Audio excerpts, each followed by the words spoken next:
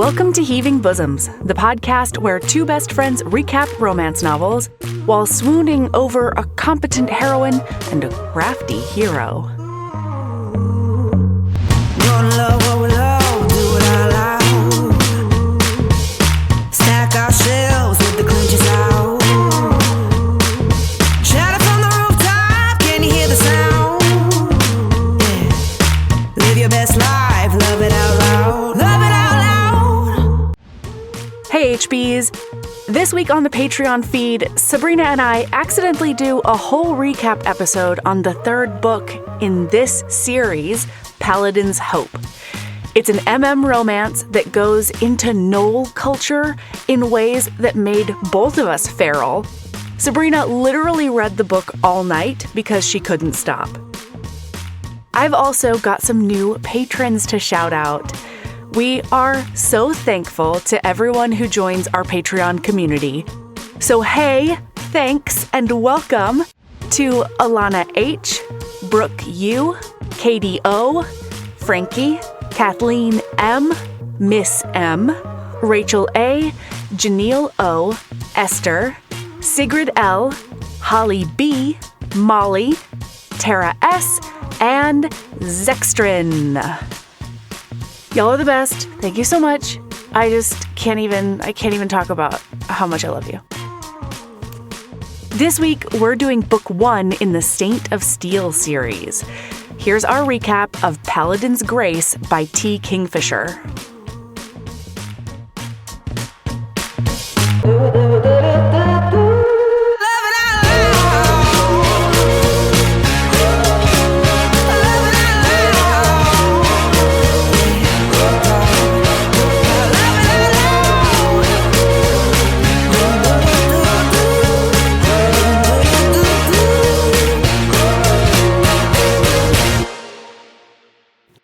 All right, Sabrina, I learned recently that my kids are shit at charades.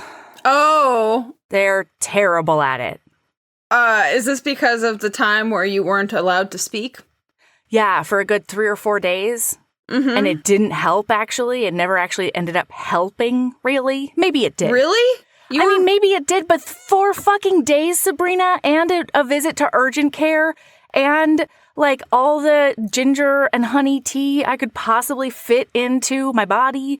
And it didn't make anything faster? No! It felt slower, almost. Or maybe this is just the 38-year-old vocal cords. Who knows, you know? I feel like it probably wasn't slower. I think it's probably just that it felt like time was going slower. Oh my gosh. Listener, okay, so whoa. Here is an explanation of why you're listening to Paladin's Grace right now. This is TLDR, okay, shit is happening. Get ready for behind the scenes into HBHQ and like how Melody and I just. It's been rough lately. We were like, and you know what? We looked at it and we were like, yeah, we're in a good space. And then everything went to hell. And you know what? This is why we do things the way that we do. That's exactly right. It's because everything has gone to hell in a handbasket. That's right. And we only had to do 2 weeks of re-releases, and we're kind of fine. And we're like mostly fine, sort of, you know? So, okay, I've got podcast, obviously. I also had an audiobook deadline that was looming very seriously at me. Ooh, it was looming very aggressively.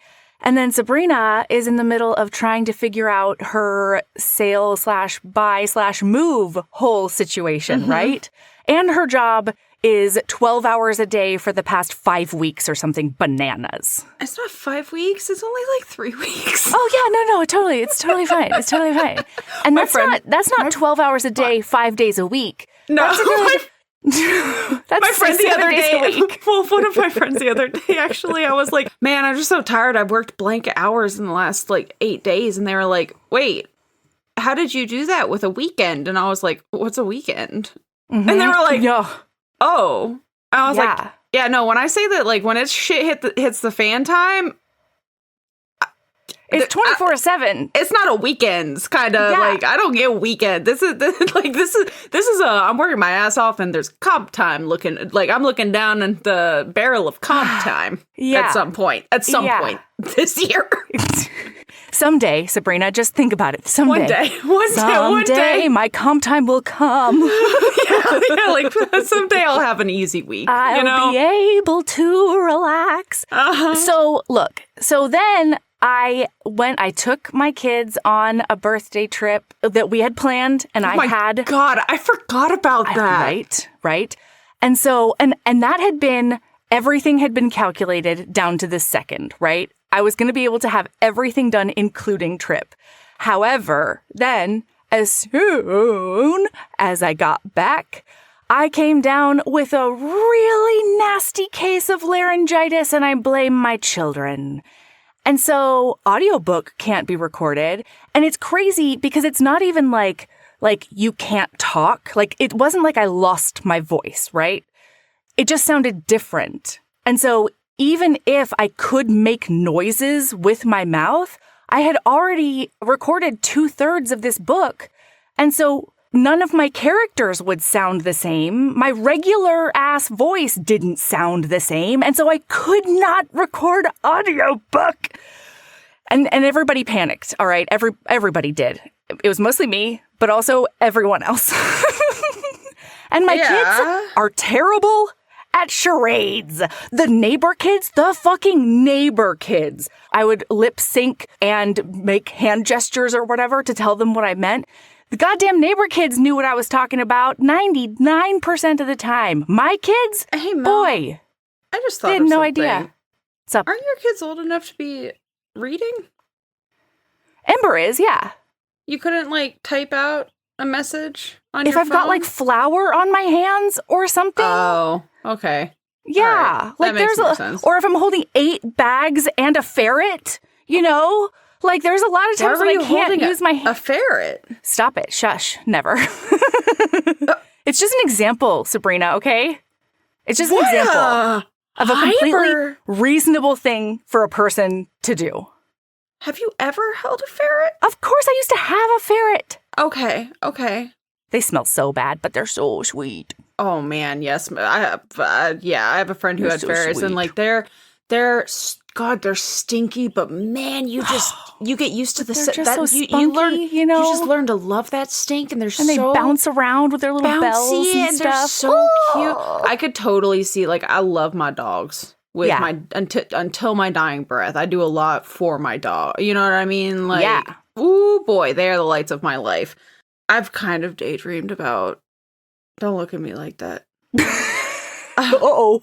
They're not actually looking at me. Replacing them with ferrets? I feel guilty. But, what happens when they're, Yeah, next pets. You got to think about shit like that. You got to be realistic when you have pets. Yeah. And, maybe ferrets. I was like, what if I did, ferrets? You know? My sister just adopted some sugar gliders. I do like a sugar glider. Yeah, because they were being a little mistreated, and then their owner was moving. Mm-hmm. And so she was like, give me your goddamn sugar gliders and I'll figure out how to actually feed them well. Thank you so much. And now they fly around her house. I think that whatever I do have after the dogs, I want it to be something that is easier for me to travel. You know what I mean? Mm-hmm. I love my dogs, but traveling is very challenging. Yeah. I mean, hell, this move is challenging. I'm going to be boarding my dogs the day the movers are here. I'm going to board them the day before and pick them up the day after the movers are, because, everyone was like, oh, just put them in a spare room. And I'm like, I have 2 doors in my house that are not my back and front doors.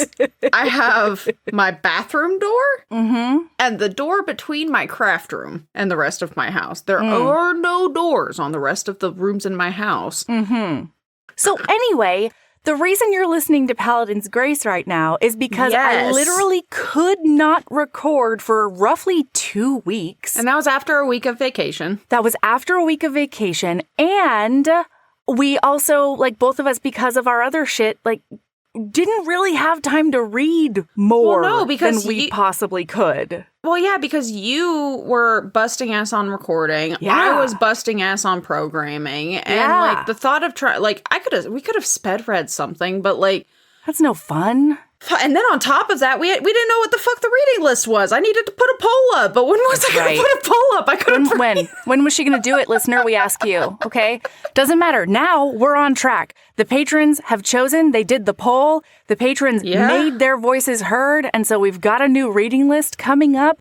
And we're doing Paladin's Grace because Sabrina, obviously, it's the first one in the series, and so we were reading the second one for pod. Obviously, she read the first one. I think I started with number 1 just because, like, we were thinking about doing it as a Patreon episode or something. Mm-hmm. And then I proceeded to read all the way through every book that is available in the Saint of Steel series. Mm-hmm. So we decided that instead of speed reading something and being really, really stressed about it, we are just going to do an episode on a book we loved that we had already read, and that happened to be book 1 of Saint of Steel series. So here we are. That's a long story. Long. And we will be doing the other 2 books on Patreon. Yes. Instead of this being a Patreon episode, we're just going to record it for a public episode. And we're just going to live in this world for an extra week on the main feed. Yeah. And then we'll do 3 and 4 for Patreon. Yep. I'm stoked. Okay. So we open up and we meet, a god dies on page 1. Okay. Some of the lines in this book just, boy, they punch you right in the face. Yeah. Yeah. And this book is one of them. The first line of this book, which I don't have quoted in my notes. Are you but for real? It was very intense. Uh-huh. Oh, yeah? Is that what you're going with?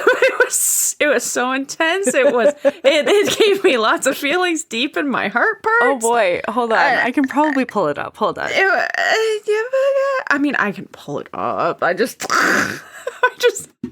Wow, we're cooking with gas, man. Hey, you know what, listener? I don't know if you know this, but recording for a podcast is a muscle that you have to use regularly. It's true. And if you don't, sometimes you're a bit of a shit show for a minute. All right. Stephen's god died a little after noon on the longest day of the year. That is the opening line. A god dies, page 1. Page 1. And then it's like, chapter 1 is very short, but it's basically how it affects him, Stephen. And the rest of the Paladins and just general followers of the Saint of Steel. Well, no, but the first chapter is just him being there's a hole inside of me. And then, like somebody else is like, you okay? And he just passes out and he says, it's the Saint. The Saint is dead. And then we've just opened up 3 years later in chapter 2. Mm-hmm. Like, oh my goodness. It was insane. So it's like 3 years later. Steven, we kind of talked about this a little bit, so we're really not going to talk too much on the history because I know that we covered enough of it in the last episode for whatever. So he's like chatting with Istvan, our delicious hero from last week. Yeah, who happens to be servicing the Bishop of the White Rat. Thank you very much. I screamed when I found that out in this book. Right? I love that so much. I want Bear Tongue's book. Bear Tongue has to have a book. Are they allowed to be married in the Temple of the White Rat? I have no idea. I feel like the Temple of the White Rat is too pragmatic to be like, you need to be celibate. You know? Too pragmatic. I mean, one of my favorite clearly things... they don't have to be celibate. Yeah. But, are they allowed to have, married. dedicated marriages? I don't see why not. Usually with religions, it's either you can fuck or don't fuck. And if you can fuck, then you can do... In last book, they're not allowed to get married. Those Ursa babies, but they're allowed to have, partners. That's already a thing in this universe. Well, then I don't see why she couldn't have a book. I know. If she had a partner. It has to end in marriage, Sabrina? Is that what you're saying? For a relationship to be legitimate, it has to end in marriage? Wow. Sabrina just coming out hot. There's going to be with these opinions. There's going to be a brand, because this is such a well-known series, there's going to be a brand new listener who comes into this fucking podcast and they're like, wow, they did Paladin's Grace before Paladin's Strength. I'm going to go listen to that one first because it's the first book in this series. And they're going to be like, wow, Sabrina's a fucking cis monogamous asshole who has a very strict view of all of these things. Hey, everybody out there who's in a romantic relationship but not married, Sabrina does not recognize the legitimacy of your love, okay? And that's just how she feels, and nobody can talk her out of it. I've tried, okay? I've tried. And it's, I'm still friends with her because, you know what? Sometimes you can differ on opinions but still be friends. I'm hearing that a lot lately. I can play the role of this very jester-like for this episode. Guess what, listener? I'm coming in hot as pro-marriage. I'm also anti-sex before marriage. This whole book is a sin, okay? Everything that happens in this book is sexy as hell and a sin, okay? So anyway, Stephen in this book, they're bodyguards. Oh, you think I'm kidding? Oh, get ready, Mel. I can play a role. I got this. I may have a Swiss cheese brain, but boy, I'm spiteful. You can commit to a character like I'm nobody else. I'm also I'm not passive aggressive, but I am petty. I am And that's petty. one of the things we connect on, Mm-hmm. Ooh, boy, that petty. Ooh. This is going to be fun. Let's go. That petty streak is wide and long.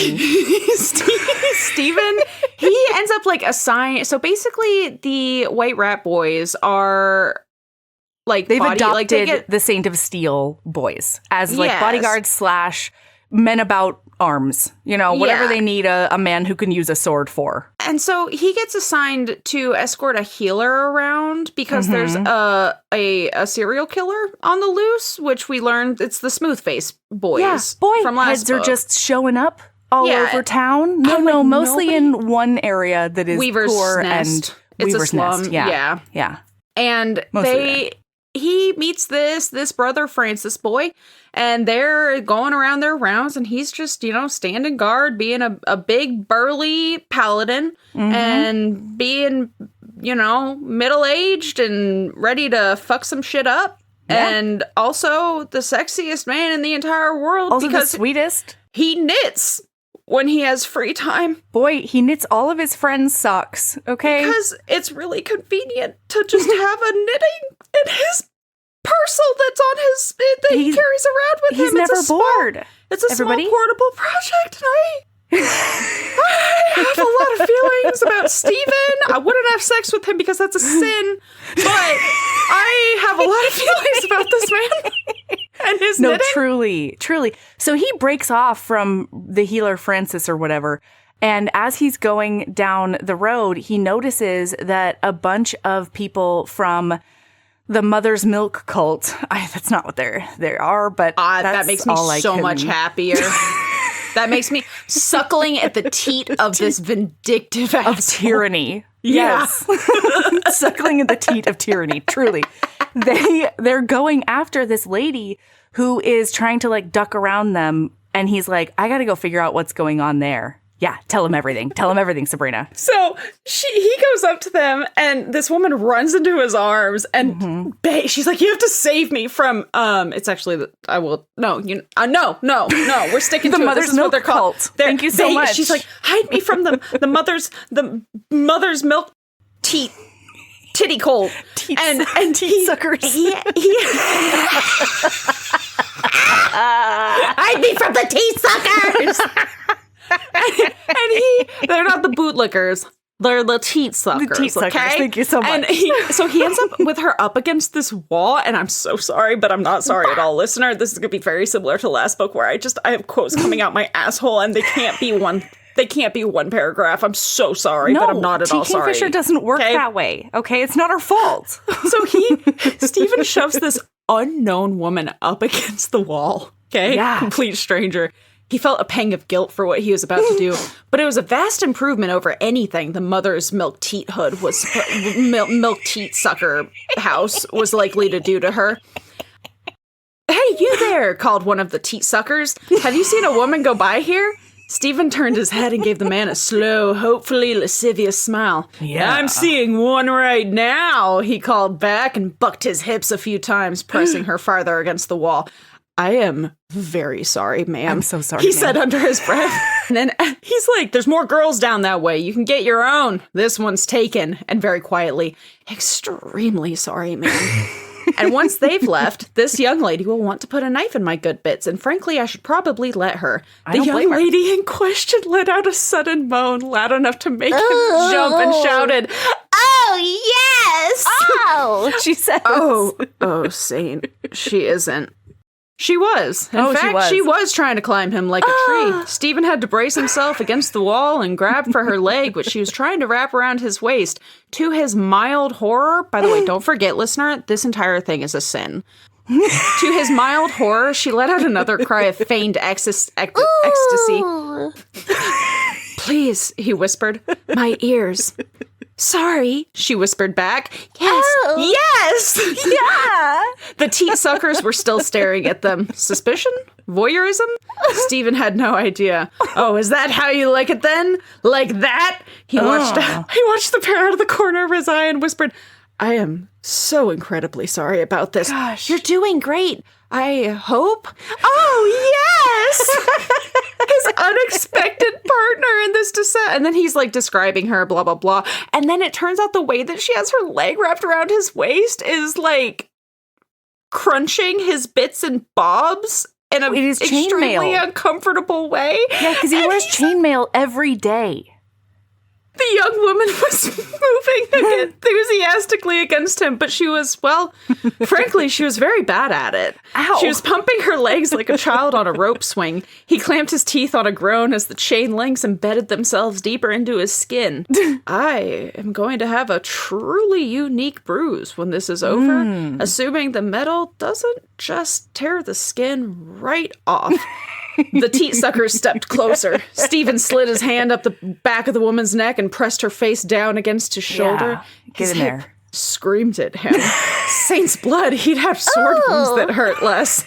In fairness, the swords were usually sharp. There we go. And it's so my freaking God. funny. It's so good. And so he saves her from these people and he's like, "How about I walk you to your next destination just to be sure you like remain safe?" And she's like, "Wow, that's really, really nice." And meanwhile, we find out from her perspective that the whole time she's This in his woman's arms. malcoded, by the way, listener. Why? Because Why she malcoded? she will absolutely steal a flower that she needs Yeah. Oh, yeah. from a public space. Yes. Yeah, look, she got permission from the groundskeeper. Thank you very much. And the teat suckers just like don't recognize his authority. But she's getting caught for foraging for a very specific type of weed in order we to use need it to for remember. puffery. We're gonna have to remember teat suckers for the rest of the books because these people have to come back. There's no way that they don't come back. Every single book they come back. Every They do? single book. Okay, because I haven't had a chance to read 3 or 4 yet. Oh my God. Because again, I know that when I sit down to read it, it's not going to be a I can stop. It's No. going to be I need a solid 5 hours at least. that I can and I literally have not had that since we read this Oh my book. gosh, I really I mean, need you to get to know the Badger people more. I know. I need you to do it. actually, I had a really good conversation with a friend yesterday, Mm-hmm. and he was like, "Sabrina," it was basically like, you can't feed others if you don't feed yourself. Yeah. And he was like, I understand why you're doing it. Because, like, I'm working my ass off right now to get to a point where the move is fine. Like, this is one of the things that's hard about being a solo web dev for a company is, like, it's only me. So, like, if they run into a problem, they call me. So I need things at a certain point before that so that I can be like, hey, I'm unavailable for 4 days. Right. Exactly. And it's not a problem. Mm-hmm. It's just, So I'm working my ass off to get to that point. You know what I mean? Like I'm front loading the trip. And he pointed it out. He was like, I understand what you're doing and that you're aware that you're not at like burnout yet. And that's good.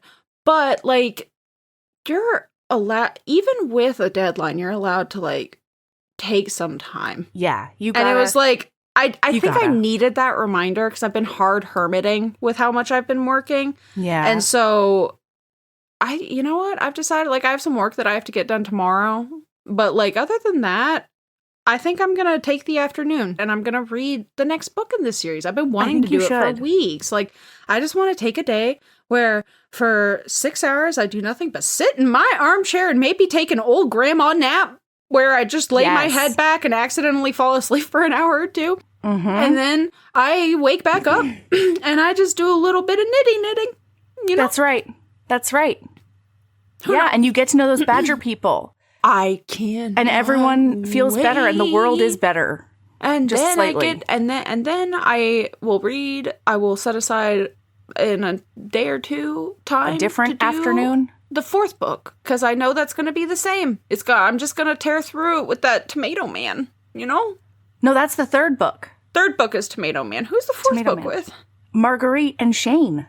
Shane. Oh, Shane. The quiet one with the unfortunate beard. Because he's too pretty for life and he cannot stand people telling him how pretty he is because they can't believe he's not a paladin of the dreaming god. He's so pretty. And he got rejected by the dreaming god before the saint took him, so it's rough. This is why I haven't been able to read them yet. I know like T. Kingfisher makes a world that like I just can't crawl out of. Oh yeah.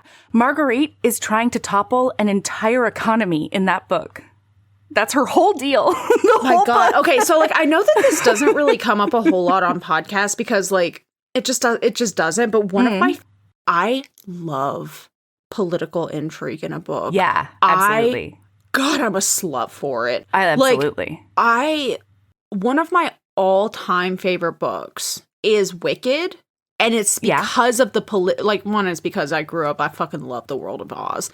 But like it's the political intrigue behind everything. Mm-hmm. I love I think it's part of the reason I love space opera romances so much, like big overarching space opera romances. And I think it's also why like you see a lot of it in alien sci-fi in general. I've been doing a lot of analysis about why I read so much alien sci-fi because I looked at it and I've read 83 of them this year. I've hit my reading goal for the year, by the way.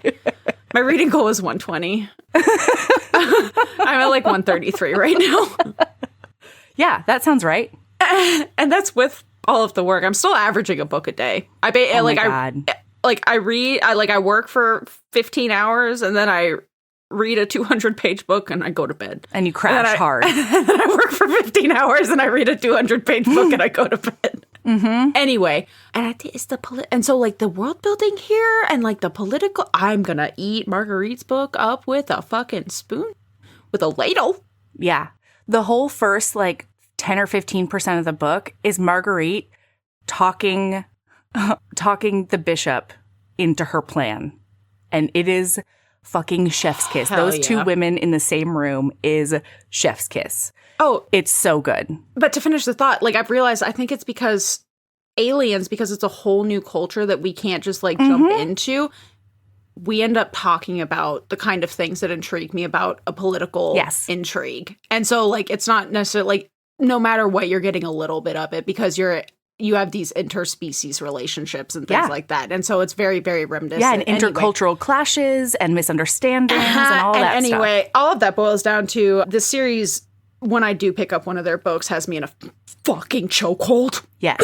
Like, oh my God. Speaking of chokeholds, did you see that Rhaego's book is coming out from Victoria Aveline? Did you see? No, but I have been meaning to start my reread of that series. Wowza. Yeah, Clicania is coming back with a vengeance for me. You and Nick, did you do all of the series on Patreon? No, we only did, I think maybe 1, 2, and 4 or something like that. I think we chatted about either 1, 2, and 4 or all the way through 5. Okay. But I hadn't yet read We should totally do a Patreon on. I would love to. I'll talk about those books anytime, all the time. We can just whenever. have a squeep-isode on that series. Agreed. I would be okay with a squeep-isode. Especially anyway, when we're finally getting Rhaego. Oh, I'm very excited. He looks like a demon. Do we know how many books? Wow, yeah. You want to know how I can tell it's been a long time since you and I chatted? You and I are going off on full hard tangents. These aren't even book-related tangents. I don't even know how much of this is going to end up an episode. Who knows? Really? Who knows? We are 11 pages in. See? So anyway, she is being chased because they think she's stealing flowers. From a public space. And they're weeds. Thank you very much. Anyway. God, we're not allowed to go this long without just at least a friend chat. We have to make it a weekly thing. Otherwise, this is unconscionable, frankly. I agreed. We're subjecting listener to a lot. We're 30 minutes in. I know. Look, so we find out that Grace is a perfumer by trade and in her heart. Like, she's always been a perfumer. And she is a small business owner in town. And she forages for a lot of her ingredients. And from her perspective, while she was doing that terrible dry hump on Steven, because please recall, he was so bad at it. It was really bad. She did a bad job dry humping and sounding like she was enjoying it.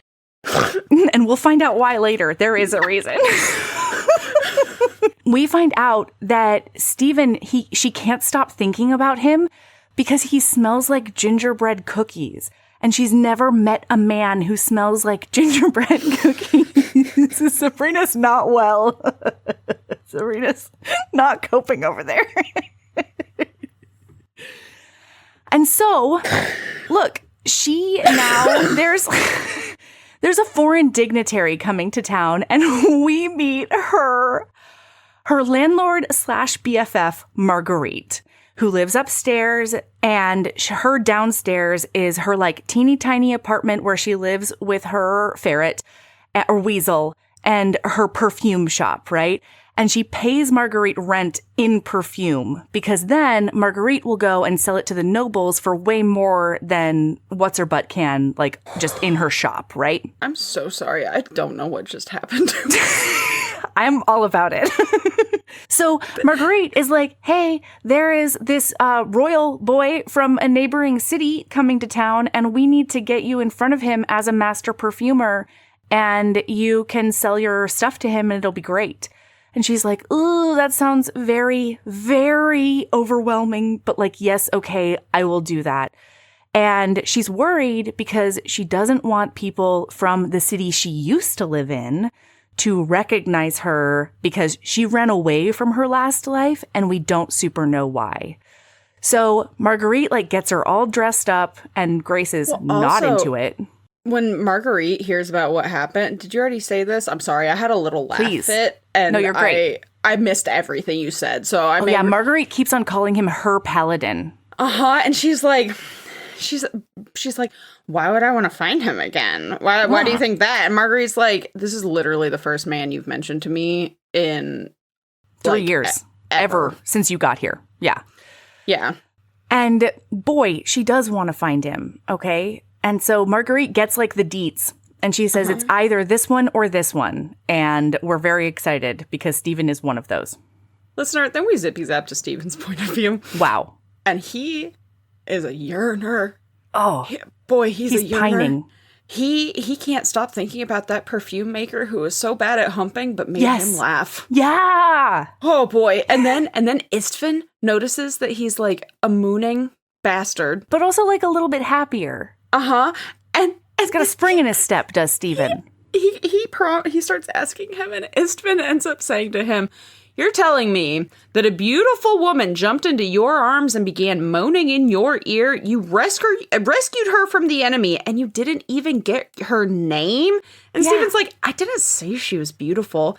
And then Istvan, the swooniest motherfucker in the land, says, I mean, we've met him. All women are beautiful. It is the job of their lovers to make them feel that way if they do not already. Sir. And then Steven's like, I'm not her lover. And Istvan is like, and you won't be if you continue to be so craven-hearted. You never used to have this problem. And then he's like, Steven, oh boy, he's a sad little broken. He's a little Steve Ashton. Sure, No, Steve none Ashton. of this is working. We can go there if you want. Sure, no, man. we're not. No, I'll we're go not. with you. But also, don't forget, listener, this is all very swoony, but also a sin. Well, wait, and one of the reasons that Steven, like, doesn't really do any kind of, like, real attachment anymore is because the saint is dead, and there's this big hole in his heart and soul. Because and also they are like berserker fits. That's what I'm saying. Because now they are loose cannons. It used to be that the god would like direct and stop stop their berserker fits. Right, exactly. And so now he's always worried that if he has any kind of strong emotion, that he will go into a berserker fit and level the whole city before he wakes up again. So he's like, I can't even like be with a lady anyway. And Istvan's like, I'm doing fine with that bishop, you know? Like if nothing else, like I can't keep up with that bishop. Cause like a woman in her sexual prime. I need Bear Tongue's book. I need to know about this sex crazed religious 50-year-old. leader. I'm all about it. I love that none of these characters are youths. No, it's great. So they are now Steven and Shane. Oh no, what happened? What's going on? Oh no. There's something very concerning happening over in Sabrina's. Okay, I took land. a little bit of time to myself with my friend today, and we went to the coffee shop. Okay. And this man walked in, and I was like, oh, wow, that is a beautiful man. Okay. And then I overheard him talk to somebody, and he made some comment, and I was like, oh no. Oh no. Please, no. No. He works at the car wash. No.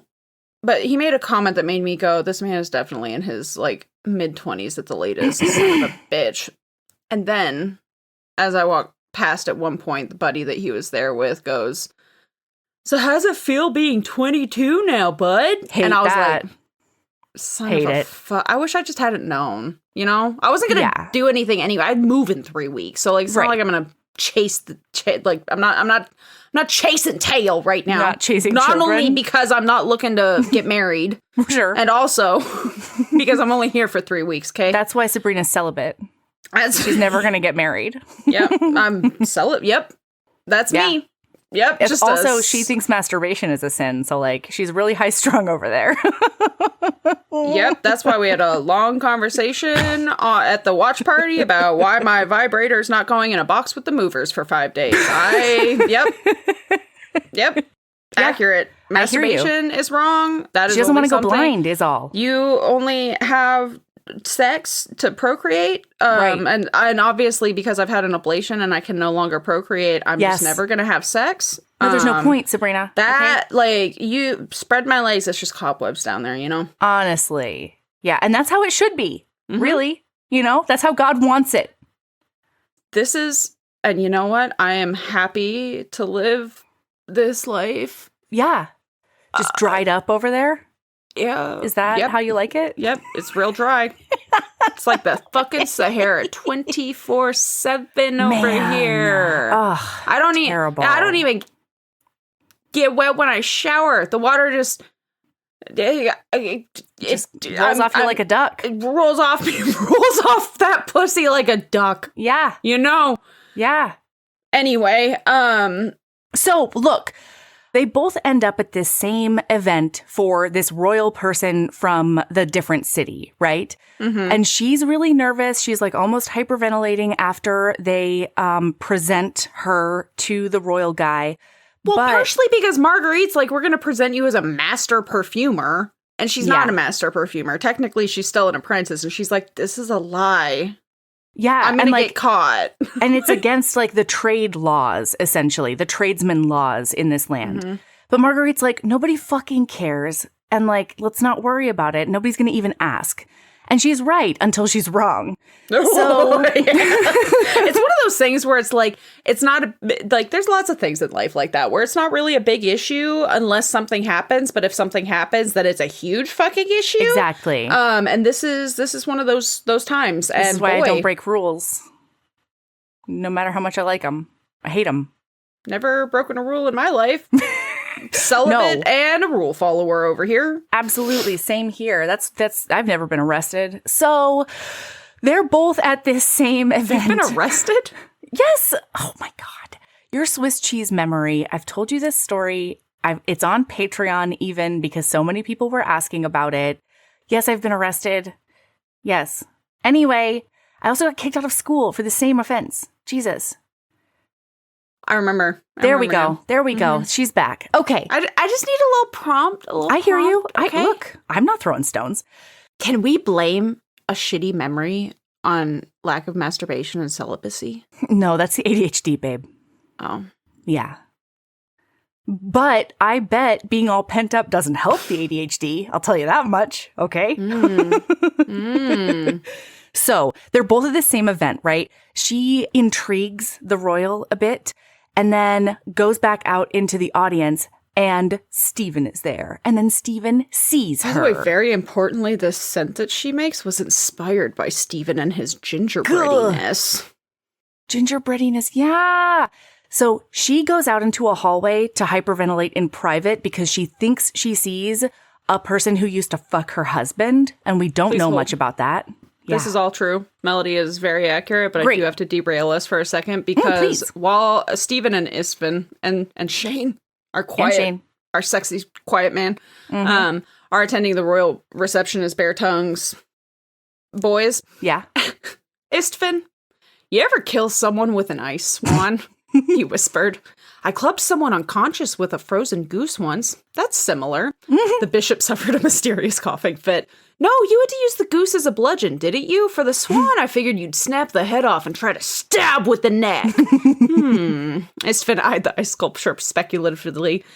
It's pretty big and not well balanced. I figured you'd have to go two-handed with it. I think I'd grab one of the candelabras instead. Some of those are nice and heavy. Far too unwieldy. I could take you apart with the ice one while you were trying to get the candelabra off the ground.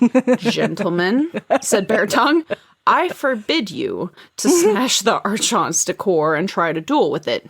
Yes, Your Holy. I'll have you both excommunicated. Stephen coughed. Technically, we're not in your church. We're not communicated. Your Holiness. Then I will have you confirmed so that I can excommunicate you even harder. And that's the point where I went, oh, I'm in love with Bear Tongue. Love her so much. She's the best. She's beautiful. Later and on, I think in book 4, you're going to find out a way that she fixes the problem of the watch. No, it's in book 3. She fixes the problem of the city watch not having enough clerks. And it's one of the best things in the whole wide world that I've ever heard. And I don't know why more municipalities don't do fixes like that. Do you want me to tell you what it is? No, because I'm starting the book tomorrow. Okay, perfect. But then one last thing. Okay. While they're all standing there, it's just one more quote. Yeah, please. Because I love Stephen with a passion that I have not felt in a hot minute. I hear you. I say that we literally just had my personal West Renaissance. But he wished that he could break out his knitting, but for some reason people didn't take you seriously as a warrior when you were knitting. He'd never figured out why. Making socks required 4 or 5 double-ended bone needles, and while they weren't very large, you could probably jam one into someone's eye if you really wanted to.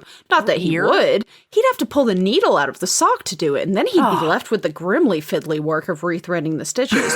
Also, washing blood out of wool was possible, but a pain.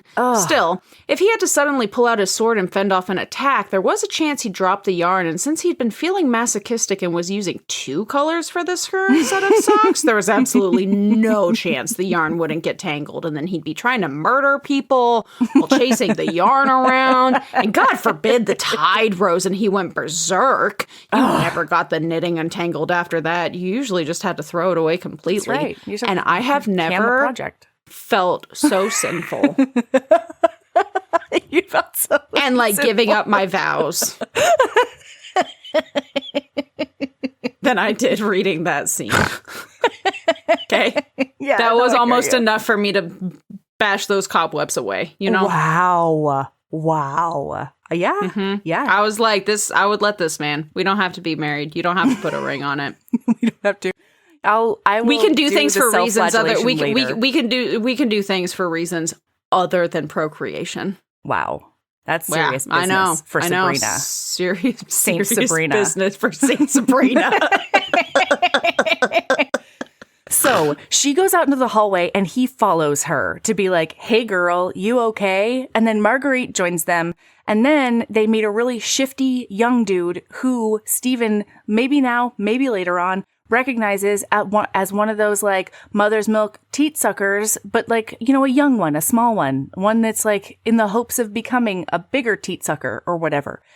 And so this guy, they realize is like trying to get in, and they think he might be trying to like assassinate the royal, right?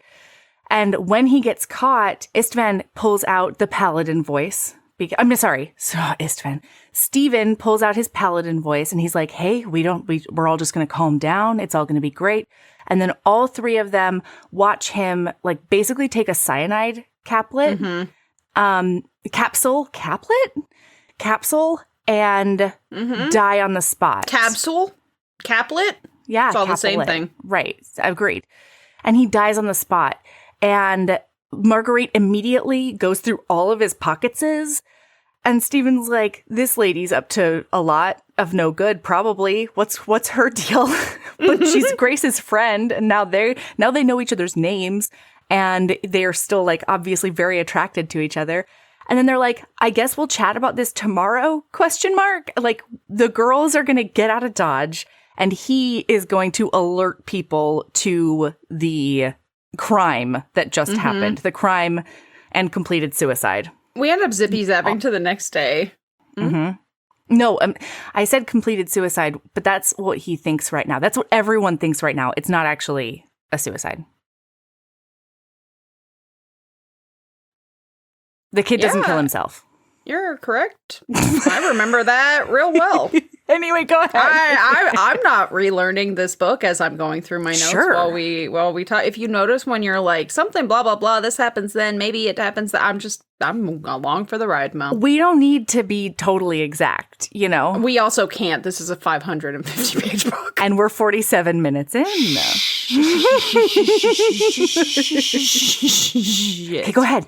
So anyway, the next morning, Stephen shows up at the shop and Grace is there and she ends up like being like, thank you for the rescue last night, but like, I don't need to be rescued. And like, you don't have to come here and check on me. And you don't have to like, I'm a big lady. I pulled my book. I don't wear diapers. You don't have to pull my pants up for me, blah, blah, blah. And Stephen's like, I'm actually here to talk to Marguerite, but, good to know. She melts into a puddle of mortification. Which like mood. And then we meet Grace's pet civet named Tab.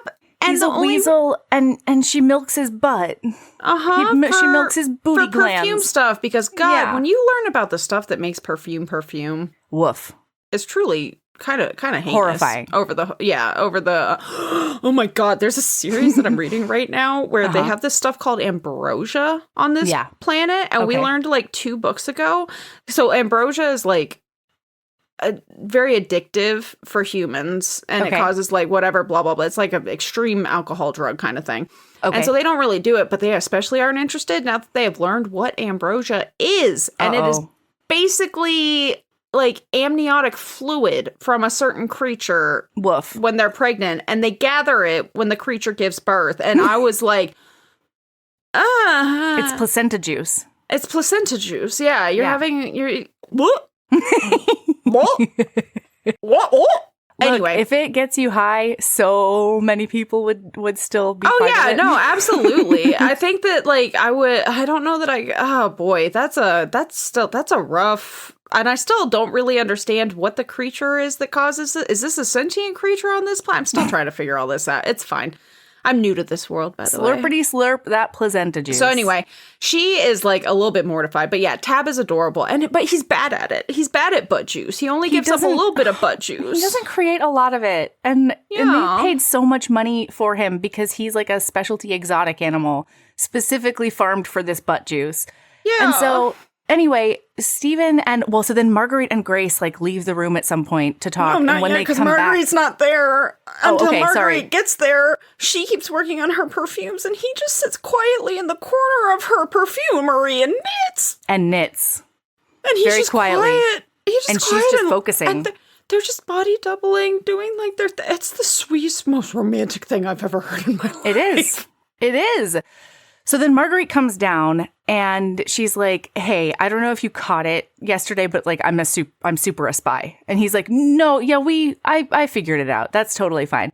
What did you find out? What was in his pockets? What's going on? And she's like, everything in his pockets is like a bright neon sign saying that this kid is from this city and he's trying to do a hit on this person. And like, this is why.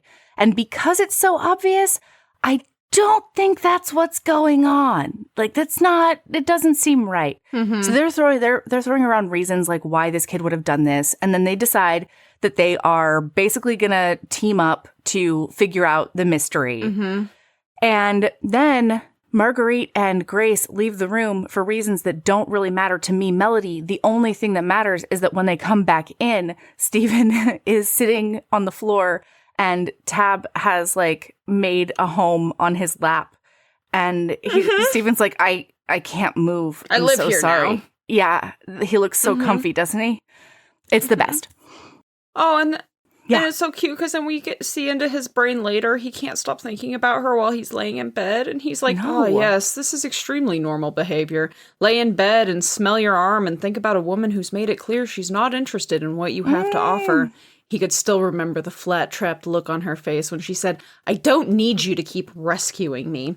What if I don't want to rescue you? What if I just want to talk to you because you make me laugh and you live in a jumble of vials and papers with a good-natured weasel and do interesting things? You're fascinating. Fine. He had rescued her twice. Aww. It was a habit you got into when you were a paladin. It was the job. It wasn't like he meant to keep doing it. Yeah. And then he thinks to himself, it's not like I pulled her out of a burning building. I spent 5 minutes pretending to swive her in an alley and then took her to get a little air when she was feeling faint. That's not rescue. Any decent person would do the same. Well, maybe not the swiving in the alley part. And then he's thinking to himself, he's like, what would she sound like in the actual throes of passion? Yeah. Could I make her moan and gasp? Turns out and Grace think out doesn't my even lane? know what she sounds like in the heat of passion. He thinks to himself, you're not going to find out. Master perfumer Angelica made it very clear she's not interested. And why would she be? She's a master craftsman who sells to the nobility. You're just a soldier that a god grabbed hold of once upon a time. She's an artist. You knit socks. Oh my God, Steven! I'm yearning. Ugh. Meanwhile, she's doing the same thing, except what she's telling herself is, oh, he didn't even come to see me. He's just here to see Marguerite. And Marguerite's like so buxom and hot and awesome and like totally cool. Interesting. And all the dudes like her already. And like that makes sense that he would only be here for Marguerite. It's fine. So now, the next thing that happens is Marguerite takes them. The next important thing in my brain is that Marguerite takes them. No. This is not the most important thing. No, I skipped something, obviously. This is so fucking not. I didn't even need my notes to remember this. Is it in here? Yeah, it's right here. It's right here. So they end up. Oh, I may have jumped a little bit.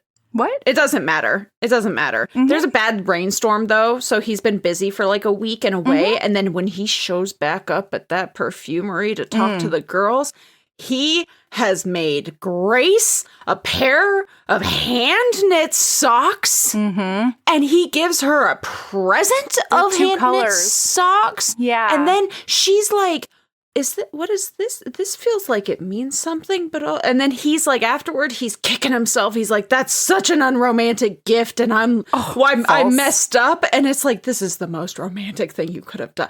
I swear, if somebody not only is it handmade, it's practical and warm and snuggly. And oh my God! The key to my heart. It's a St. Vincent present. somebody in the Discord was talking about how, like, what was it? The Lady Wife. They were taking notes on ways to win my heart, and Lady Wife was one of them. I need you to know that if you knit me a pair of socks, you're well on your way. Okay? Wow. Yeah, I love a practical present. For any of you keeping track, except don't forget, I will never be married because I cannot procreate. No. And I am celibate. So yes. Unless you're happy cool with that? With cobwebs, and if you're cool with that, if you just want to knit side by side, Sabrina's your person. Because to be clear, I am insatiably horny. I'm just not allowed to do anything about it because of these vows. She doesn't want to self-flagellate after, you know? She got an infection once. It's really inconvenient. So from self-flagellating, don't be weird. Don't make it weird. Don't make it a genital situation, No, Sabrina. I thought you took... I missed the self-flagellate, and I was like, wow, that got really fucking... I mean, it's already kind of dark, this joke that's not a joke. This is all 100% serious. Yeah, but no, it's not a bit at all. I was like, wow, well, that's fucked up. So, well, yeah, but that would never happen to you because you live in a nunnery. So... Yep, that's what I bought. That's what I'm in the process of buying, is the nunnery I'm moving into. Your own convent? Mm-hmm, my own convent. That you and all the dogs can go to? That makes sense. Can we make the dogs nun habits? Please? Oh my God, don't fuck with me. I will absolutely do a family costume. Except I say that I'm going to do a family costume every single year. Yeah. There's never a family. Maybe it'll happen. Who knows? I still haven't gotten your Christmas card. What's that about? So it's I May. decided without telling anybody. Why haven't I thought about this until May? Because you also have ADHD. And I decided at some point that it had gotten so late that it's now next year's Christmas card. Oh, good. And You've planned so ahead. I just planned so far ahead. They're still going to show up in February. How dare you? How dare you? You know. How dare you? So anyway, then the next important thing that happens is that Marguerite takes them to meet one of the couple in book 3. Okay? Dr. Piper. So they go to his basement lair of dead bodies. It smells terrible, and he wears one of those plague masks in order to do his jobberoo. And he's one of the only autopsy technicians in this city / in this timeline. So when they go there, they see Stephen is feeling so protective of Grace because Grace is having a hard time with the dead body and with the smells, because Grace became a perfumer because as a child in a workhouse or something, she was an orphan, and a tradesman came in and made the kids all sniff stuff and be like, "The fuck do you smell?" And a lot of them were like, "Flowers." And then she was like, this one specific flower and another scent that I've never smelled before, but it kind of smells like, I don't know, cinnamon or something. And he was like, "Okay, I'm purchasing this one. This one is now my indentured servant / apprentice. And I'm going to keep her in my house and teach her perfume stuff and berate her a lot." Also be a gigantic asshole. Yeah. Be really verbally abusive and, give her the self-confidence of a woman who will marry an absolute asshole to get under his roof, to get out from under his roof. I'm sorry. Mm-hmm. So anyway, she is having a super hard time because her sniffer is at an 11, Mm-hmm. And he's opening up this woman who died in childbirth and the abscesses in her lungs because she had consumption and stuff. And he's so sexy explaining all the stuff, the science, body stuff that's happening and contagions and stuff. And then they're like, "Hey, do you remember cutting up that boy who was a teat sucker?" And he's like, "Oh yeah, he had some weird front teeth because of all the teat sucking for so long. It really changed his bite even. His front teeth stuck out. He was such a teat sucker." But the important part was T. Kingfisher was very, very made it very, very clear. It was vivid. Probably the most important thing in this book. Vivid descriptions. Vivid description. of the buck-toothed biter of a teat sucker. Yeah. Yep. It's just because it's like important to the whole story. Yep. So anyway. So important. So the other important thing other than that is that he did not die of the poison from the capsule. Instead, he was poisoned beforehand. And they figured out that, like, this kid was always going to fail at this assassination attempt. Like, the person who hired him set him up to fail. And the fact that he didn't make the attempt is probably the issue that the boss is having, right? Because they were going to make sure this kid did not talk about what was happening. Oh, and Grace understands Steven, you know, just on a really base human level. And so she says, you know what that means, Steven? And he's like, what? And she's like, there's nothing you could have done. Like, you have it, don't you? If he was already poisoned, that means it wouldn't have mattered what you said. He blinked at her, but the truth slowly worked into his mind, like water soaking through wood. No, it wouldn't have mattered, would it? Nothing I did could have saved him. He was too old and tired to feel as if a great weight had been lifted. There were too many great weights left on him, but a little tension went out of his shoulders at the thought. He had not failed the young assassin. All the failure had been long before he arrived. The best he could do, the best he had done, was make sure that the last voice the boy heard was kind. And a voice of comfort. I get chills every time I read that sentence. I don't even, you probably can't see it, but like I have full body goosebumps right now. Yeah, like there's same. God, the Tea Cake Fisher, you are so beautiful in the way that you write, even if it's about buck-toothed teat suckers. That's what I'm saying. Like, so we end up back at Grace's house. Like the perfumery. And then there's a knock, and this fancy man, Ethan, who is the crown ambassador. He's the royals, like, manservant. Servant man. about town. Yeah.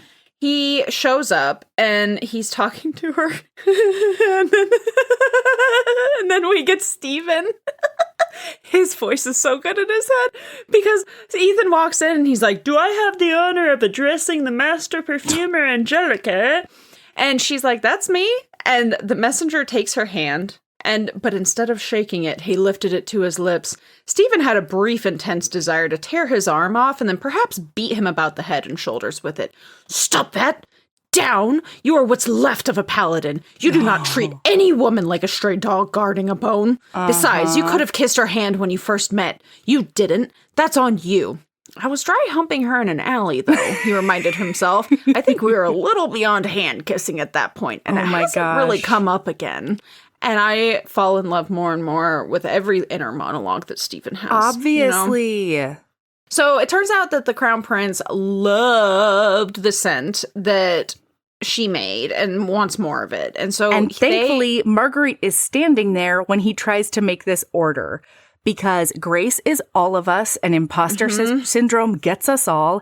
And so she would have basically like given this perfume away, essentially. And instead, Marguerite's like, oh yeah, that's going to be like roughly 1 year of her salary.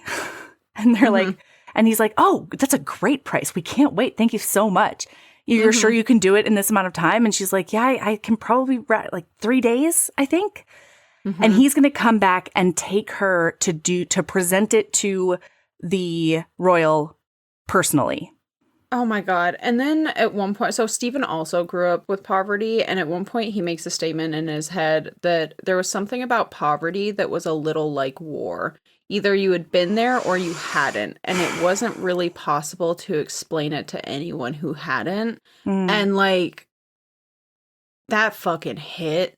Yeah. So hard. Because, like, sometimes people, they'll, like, talk about, like, their childhood experiences, and they're, like, as if it's, like, relatable, and I'm just, like, we had very different experiences growing up. Yeah. Like, that's not a universal experience, my friend. Right. Yeah.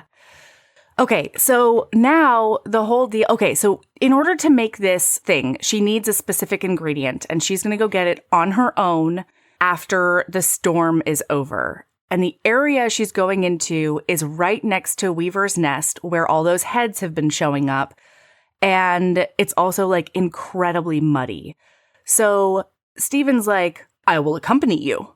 And she's like, you want to rephrase that, bud? Because like, I didn't invite you. And he's like, oh, will you please let me come and invite? Like, can I please come because of all those heads? Like, I really don't want you to get murdered. I also just need to share that there's a point where Steven is talking to Tab and working out his feelings with the civet, with the butt juice animal. Yes. And he looks at him and thinks to himself, besides, what do you have to offer any woman? I will make sure you always have warm socks is not a line to set anyone's heart aglow. And you know what, Steven? You're fucking wrong. You're a dummy. You're a hot dummy. You are the hottest, dummiest dumb. Hottest, dummiest dumb. And then, oh boy, continue. So it's part of this tension, right? Of like her being like, I'm an independent person who like walked 3 days in the snow with Tab one time in order to escape a bad situation. And Steven's almost lost like, toes. Yeah. Steven's like, I wish I could ask more questions about that, but I certainly can't because it's none of my business. She's not interested in me. It's totally fine. Listener, it's totally not fine. Yeah. I don't know if you've caught on yet, but Steven is feeling some things. Yeah. And he's like, I don't know how to stop like being a protector and saving her accidentally in order to like be hotter to her, essentially. And so he's like, you know what? I'm just going to be her friend and everything else, and we'll go from there. So they decide to go out on this exhibition together to get this very specific type of moss that grows on a very specific oak. What's up? It's a lichen, maybe. What's up? Exhibition? Exhibition? Did I say that? Yeah. Is that what I meant? It feels wrong. It does, doesn't it? Expedition. But there's something... Expedition. Thank you so much. You said exhibition, and like my brain just like hard record scratched, and I was like, I can't. It sort of felt wrong coming out, but I didn't know. Well, but like it sounded right. It sounded right, but it felt wrong. Yeah.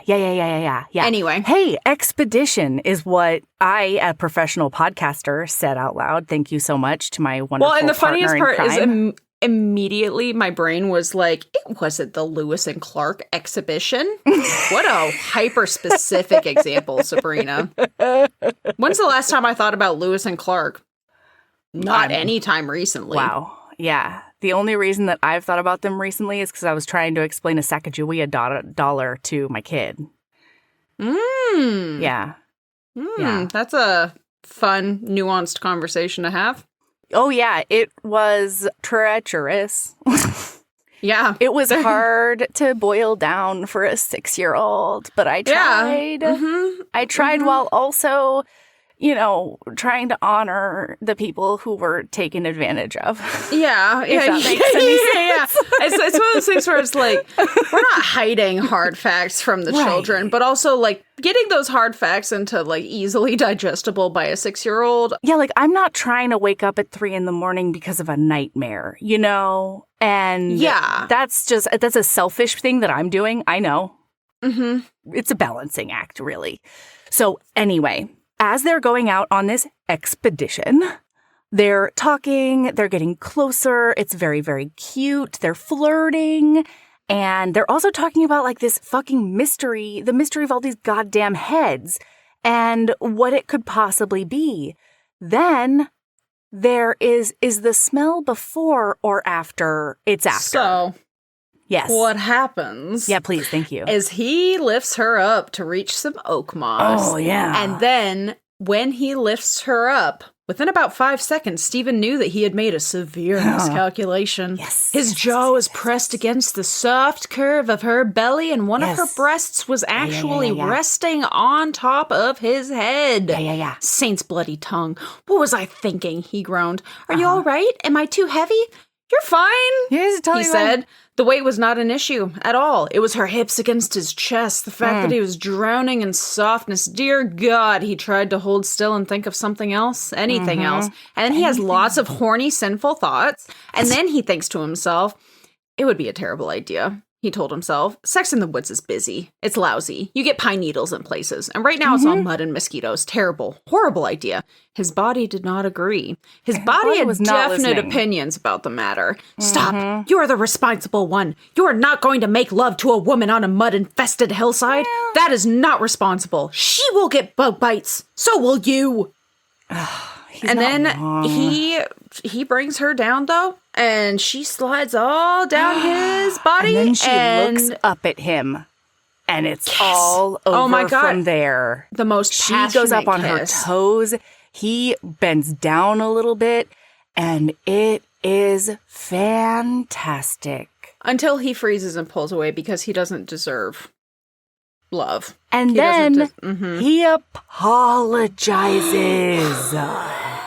Oh, sir. Oh, no. It's terrible. That is there are so many ways you could have handled this situation, Stephen. And unfortunately, you picked the worst. Right? This is the worst possible thing that you could have done. Because it makes her feel like dirty in addition and guilty in addition to rejected, right? Mm-hmm.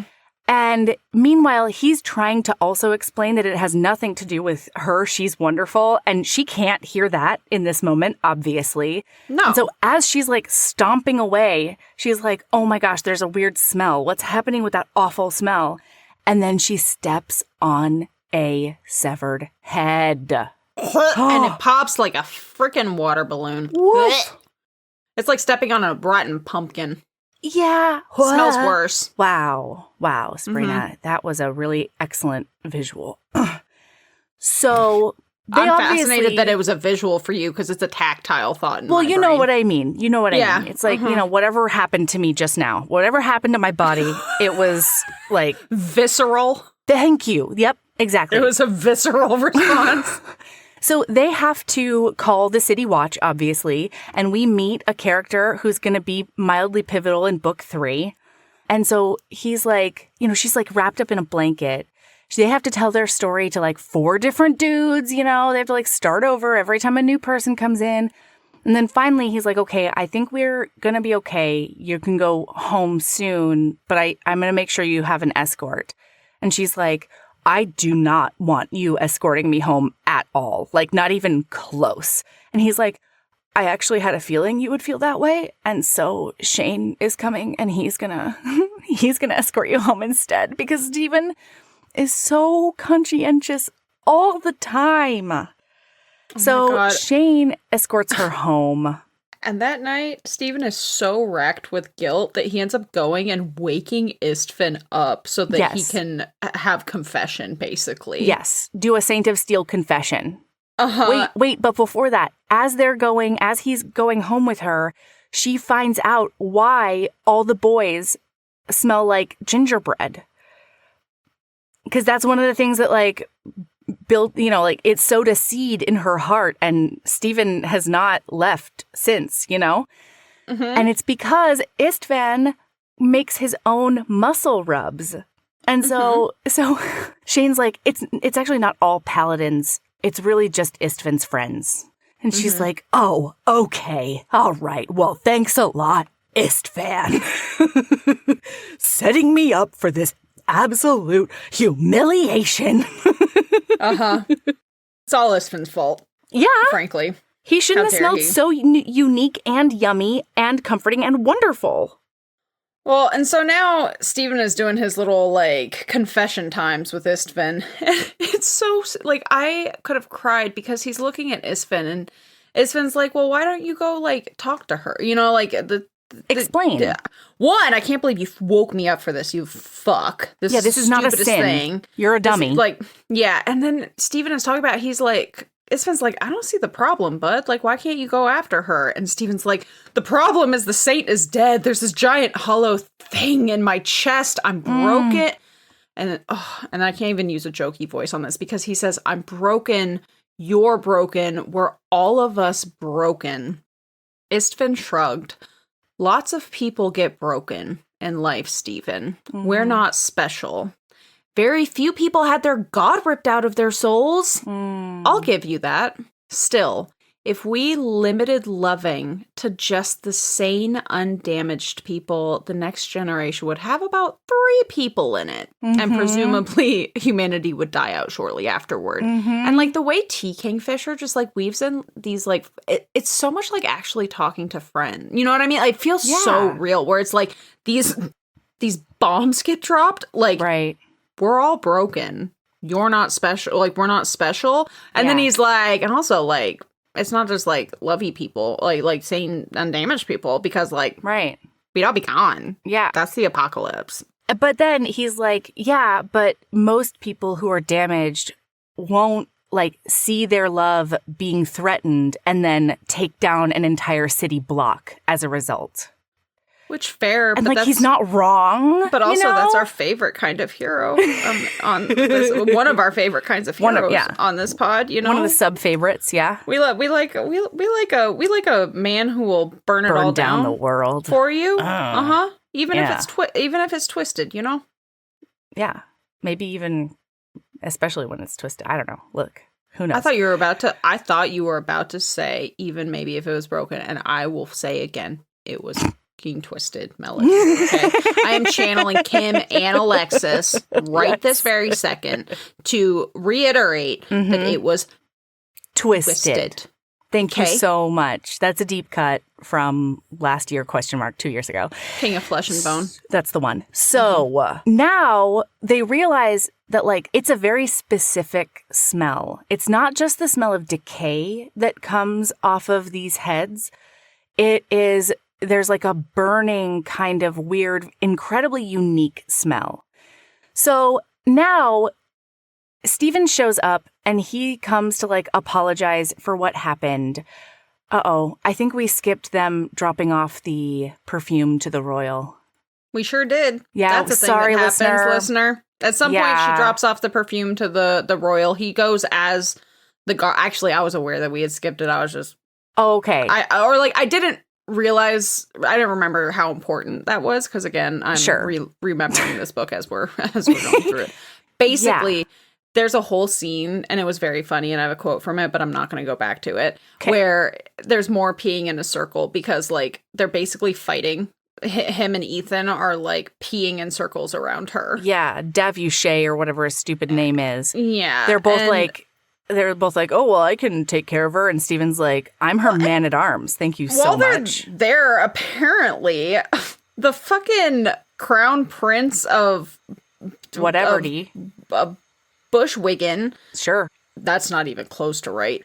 But he like conducts his business lounging on his bed. Yeah, he's full-on cabanaing right now inside. Yeah, but it's not like a designated, like, cabana business place. This is just his bedroom. Right. Yeah. Welcome. Okay. That's real weird. I mean, he gets to do whatever he wants. But yeah, He's the royal. They went there. She dropped off of all of the stuff. And then we are back to present time. So continue, yeah. And Melody. so Steven is going to go and apologize to her and tell her that he had a stick up his ass and he's a dummy and that she's perfect. And he never wants to hurt her again. Except when he shows up to her perfumery, the place is in shambles and only Marguerite is there. And Marguerite is like, oh my God, I'm so glad you're here. Thank goodness. What are we going to do? And he's like, I don't know. I don't know what's happening. Like, and she's like, Grace has been arrested. And I don't know why. All I know is that they didn't take her to, like, the regular jail town. Instead, they took her to, like, this specialty jail place. And so Isfan's like, okay, all right, I gotta fix this right now. So, not Isfan.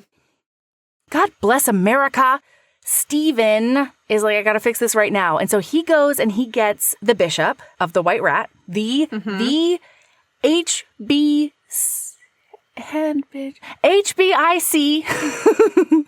of the whole White Rat Temple in this city. And they show up and Grace has been arrested. The charge is attempted poisoning of the royal.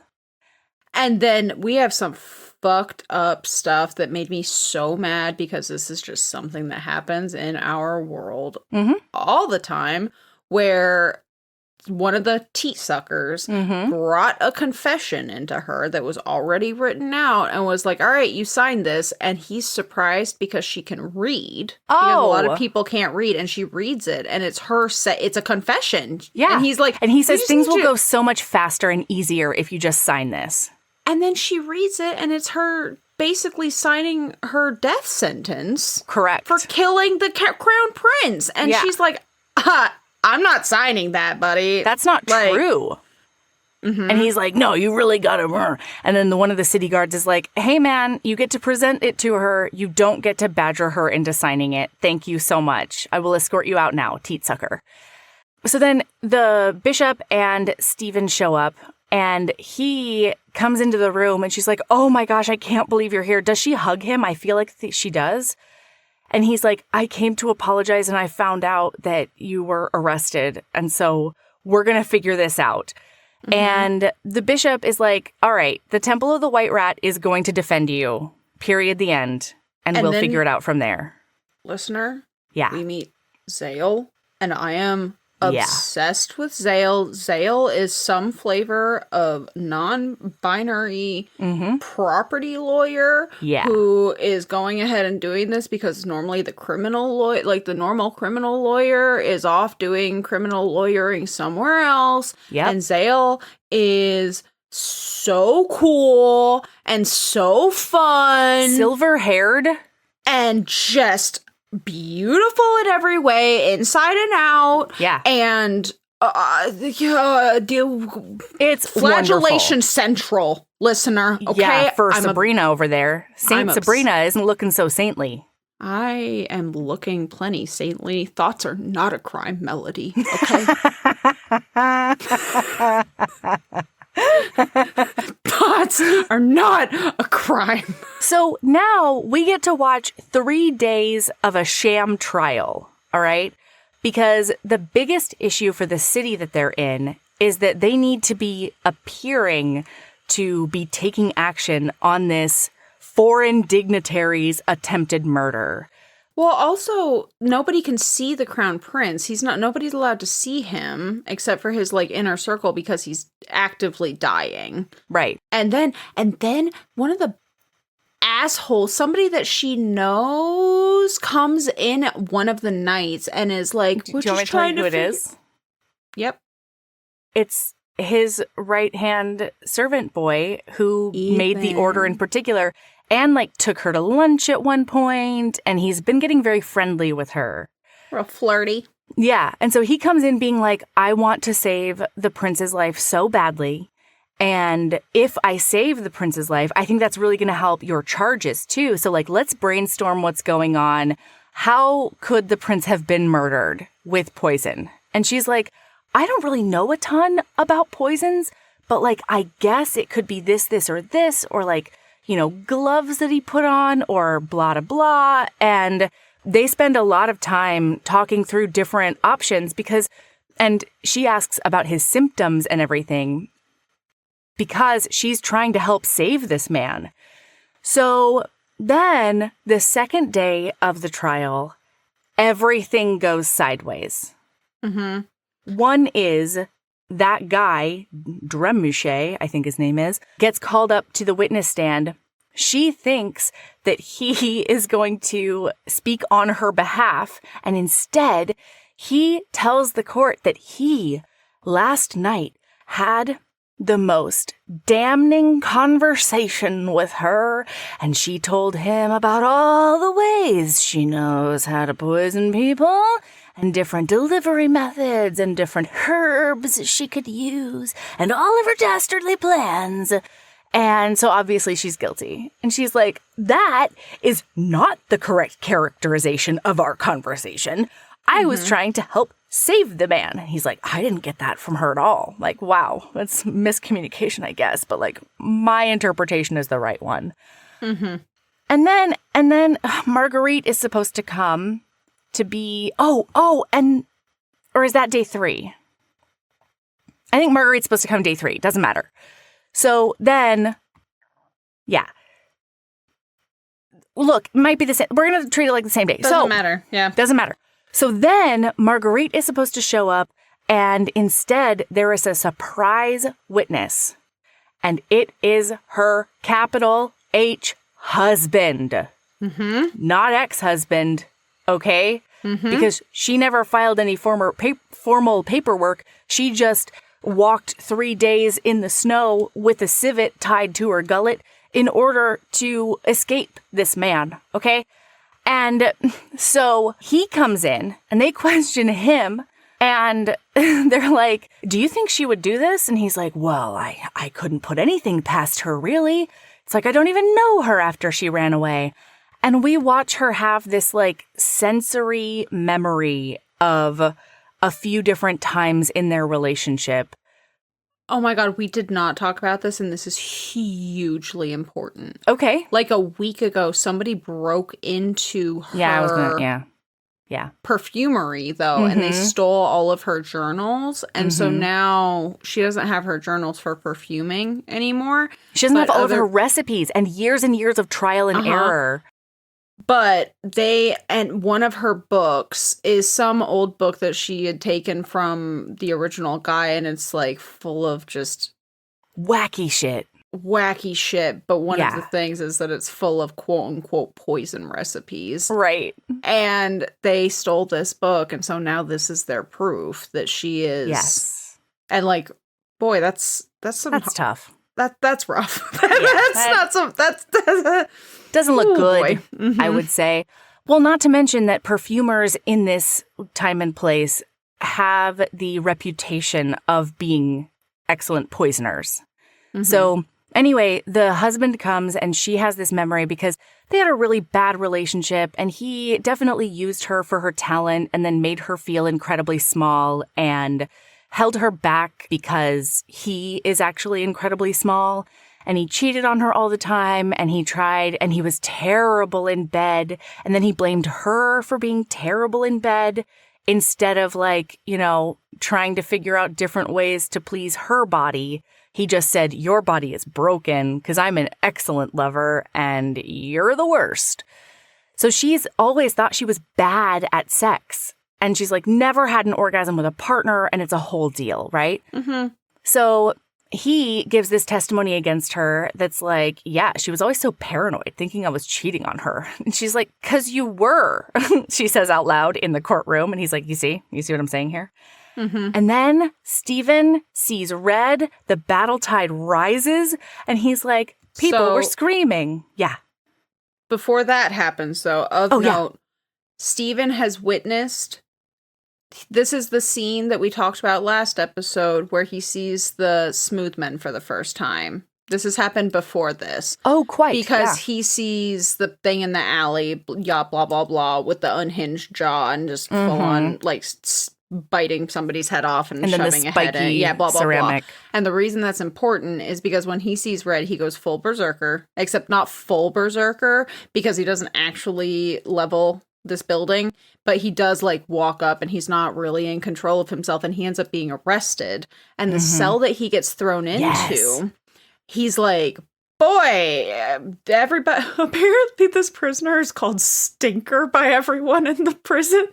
I mean, in the jail, and it's like very clearly ill. He literally thinks it's just a pile of rags in the corner, and then he is like, man, that smells kind of weirdly familiar. And then he realizes it's a smooth man, smooth face. Yeah. So it is a rotting corpse being animated by this ceramic head, right? And like whatever the magic is smells real bad. This series is fantastic, but these two books, boy, they're not easy if you're a squeamish person. I'm just like, it's worth it to power through it, but like, boy, there were some scenes that T. Kingfisher, I could do with you being an iota less good at description. You know, like you're fantastic about it, and when you're making me feel things that are a sin, that's great. But it's not so great. It's good when it's you're vivid. Making, when you're, you know, the visceral reaction that Melody had about the pumpkin. That was me the entire book. Every time she started talking, anytime I can't even talk. Sabrina's fine over there. So, okay. Heinous. So, yeah, he gets arrested and thrown out. He was one of her character witnesses. And so the only other person she is thinking is available is Marguerite. And then Marguerite doesn't show up. And so she's like, I'm dead. Like, this is going terribly. I'm going to be convicted and executed. This is bananas. Except that she hears when that night in her cell, she hears like, because when Stephen recognizes this is a smooth man who eats people in order to get their bodies, he goes full berserker. He smashes the ceramic thing all up, and then he Hulk smashes those bars apart, and he's loose in the world now. And then we zippy zap, and we don't know what happened to him. So now there's a scritchy scratch on the window of her third floor cell. Yeah. And it's Stephen. He ends up breaking that window. Yoinks the whole window out and crawls in. And she's like, hi, what's happening? This is the third floor. And he's like, okay, I'm not totally with it right now, okay? All I know this is so funny. I'm going in and out, okay? All I know is that we got to get you out of here. Are you coming with me? Yeah, I don't exactly remember how I got here, but like, let's do this. And then like somebody like comes up and like he thinks that they're a threat. He goes a little bit berserker, but it's not just like that. When he's a berserker, it's like dragging a drunk toddler around because he keeps trying to fight like barrels. Yeah, and like light posts and stuff. He's like, put them up. You looked at my lady funny, puss. Stick them up, buddy. That's right. And she's like, come on, buddy. Come on, babe. Hey, sweetheart. Hey. Come here. So in that place, luckily, since it's the specialty jail place, there are only 2 guards. Both of those guards try to get in his way, and he does put them aside with no problem whatsoever. There might be a little bit of twisting going on. Yeah, legs may be twisted at the end of their encounters. And so then they end up outside of the city, and she takes him to an old church that is in the cemetery that she almost got arrested by those mother's milk cult teat suckers. By the way, we didn't talk about this, but this was so romantic because her cat went missing. Tab escaped, and that the weasel went missing. That was the other thing. She was like, please find him. Yeah. And Stephen dropped everything. Stephen finds Tab. But he also finds her, like, go bag. One of her stashes of go baggery. Yeah, and so he knows that she's already running from something. But this is just, like, proof. And then that's what blows his mind. That's what causes the berserker. Is he's like, this guy is an asshole, but also he's realizing this is why she has go bags. Yeah. Is this man. Yeah. So they end up in this cemetery. They go up into like the loft of the church. And this is when the magic happens, everyone. Everything about this is wrong. And I reread it at least 4 times. This whole scene is incredible. Yeah, it really is. It's very like... It's empowering. It's gentle. Yes. The consent is on point. Like, there are so many moments where he's like, hey, so they're going to have sex. Hello, everybody. That's what we're talking about. And he's like, hey, are you still with me? And she's like, I'm just worried I'm going to be bad at it. And he says one of the best things that I've ever read in a romance novel, because he goes, well, first of all, there's absolutely no way you're bad at it. Like, judging from the way that you've, like, responded when we kissed and stuff, that's what he's thinking. But also, like, hilariously, listener, just remember that he was, like, actively thinking that she was bad at this in that alleyway. He was like, wow, she's bad at this. Wow, she doesn't do humping and porn star noise as well. It made me laugh when now he's like, well, he thought that she was bad at it because in that moment of play acting, she was. But then when she has a genuine sexual feeling, yes, absolutely. she's totally natural. It just made me laugh. Really, yeah. So, but then he looks at her and he says, well, I've always thought that first times were sort of a trial run anyway. So if you want, we can just try it out. and then we might get better at it as we go. Yeah. And she's like, oh my God, that takes all the pressure off. That's incredible.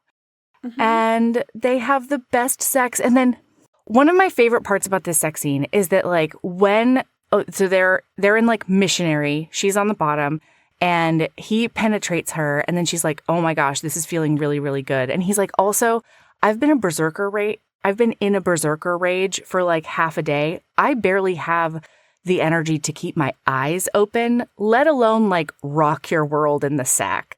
So I really want to have this like connection with you, but let's not put too much pressure on it.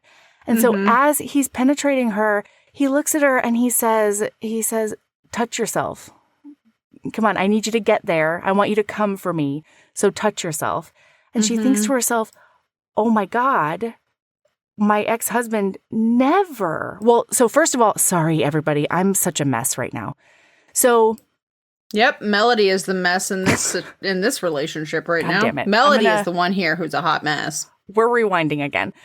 So after they have this conversation about like, let's not put too much pressure on it, we'll just use this as a trial run. He like goes to kiss down her body and do some oral on her. And she has this moment of like, oh my God, this is where it all went wrong with my fucking ex.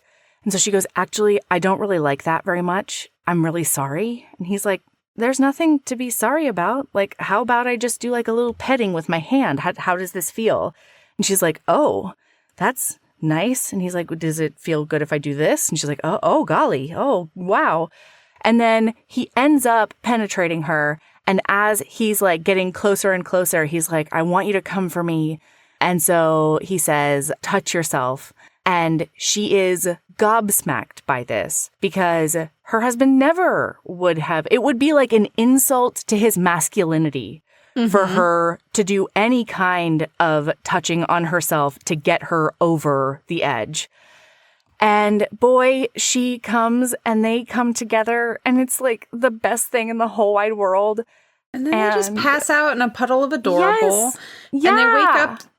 So he wakes up I don't remember who wakes up, but they wake up the next morning in this church loft. Yeah. And he thinks about maybe doing something again. Yeah, but then Isfin's head pops over the top. And he's like, hey, buddy, we're all here.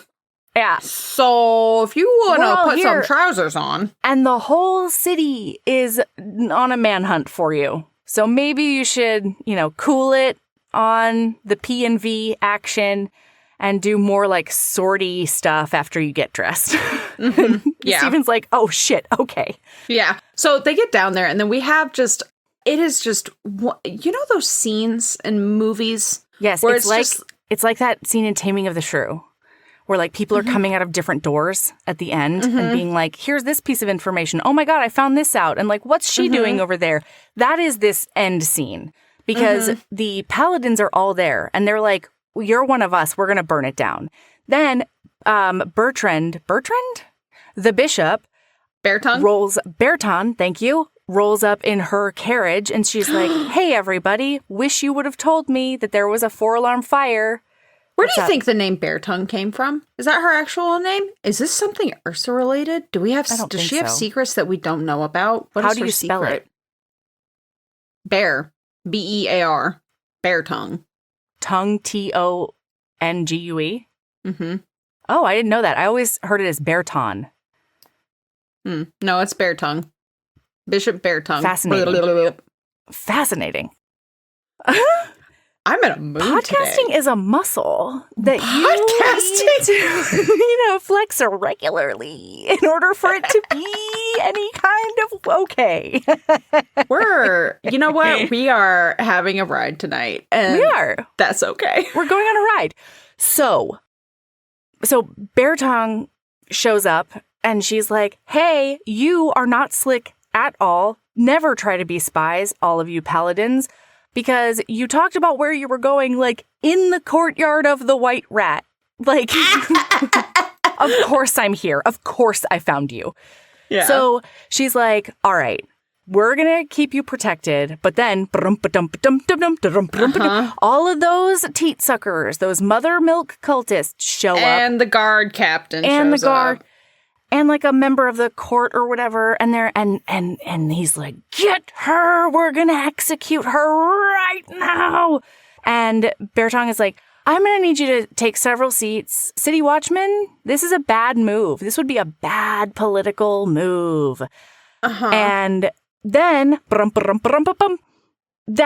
that royal servant right-hand man shows Ethan up. shows up. Yeah, and he's like, she did it. Also, the royal is Prince dead. is dead. So it's a murder now. She did a murder, and we have to shoot her right now with a bow and arrow. And then you make a better horsey noise. And then the crown prince shows up and he's like, hey, guess what? I'm not dead. And actually, I realized I was being poisoned, so I stopped eating food that y'all were giving me and drinking things y'all gave me. And I only let my most trusted people in here and where I was. And also, Ethan is saying that all of these things happened to me that didn't actually happen. And how would you know that that's what would be causing my death if you'd never seen me and I'm not actually dead? Unless you are the one who was doing the poisoning. And so, oh boy, it is over now. They arrest that guy. Ethan, he tries to do the cyanide thing, but it ends up not working. Crown Prince stops it and takes him into custody. They're headed back to Wickerbottom. Yep. And then the Bear Tongue is like, all right, let's go we're taking, like, until all of this is figured out, Stephen and Grace are going to be under my custody at the Temple of the White Rat. And then, because their whole thing is like, he might have done a little berserking, but he only did that because she was arrested for a crime that didn't exist. Well, and also apparently teat suckers, their mandate is only poisoning and like something else. Only poisonings. And so now that it's not a poisoning issue, it's under her jurisdiction. Wow.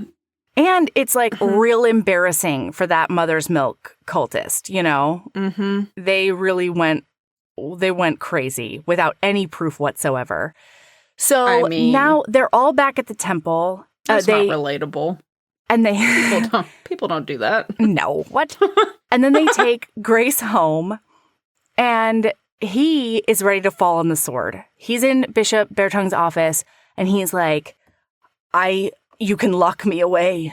You can murder me. I went off the handle. I proved everyone right about berserkers, and I'm ashamed, and I should be punished.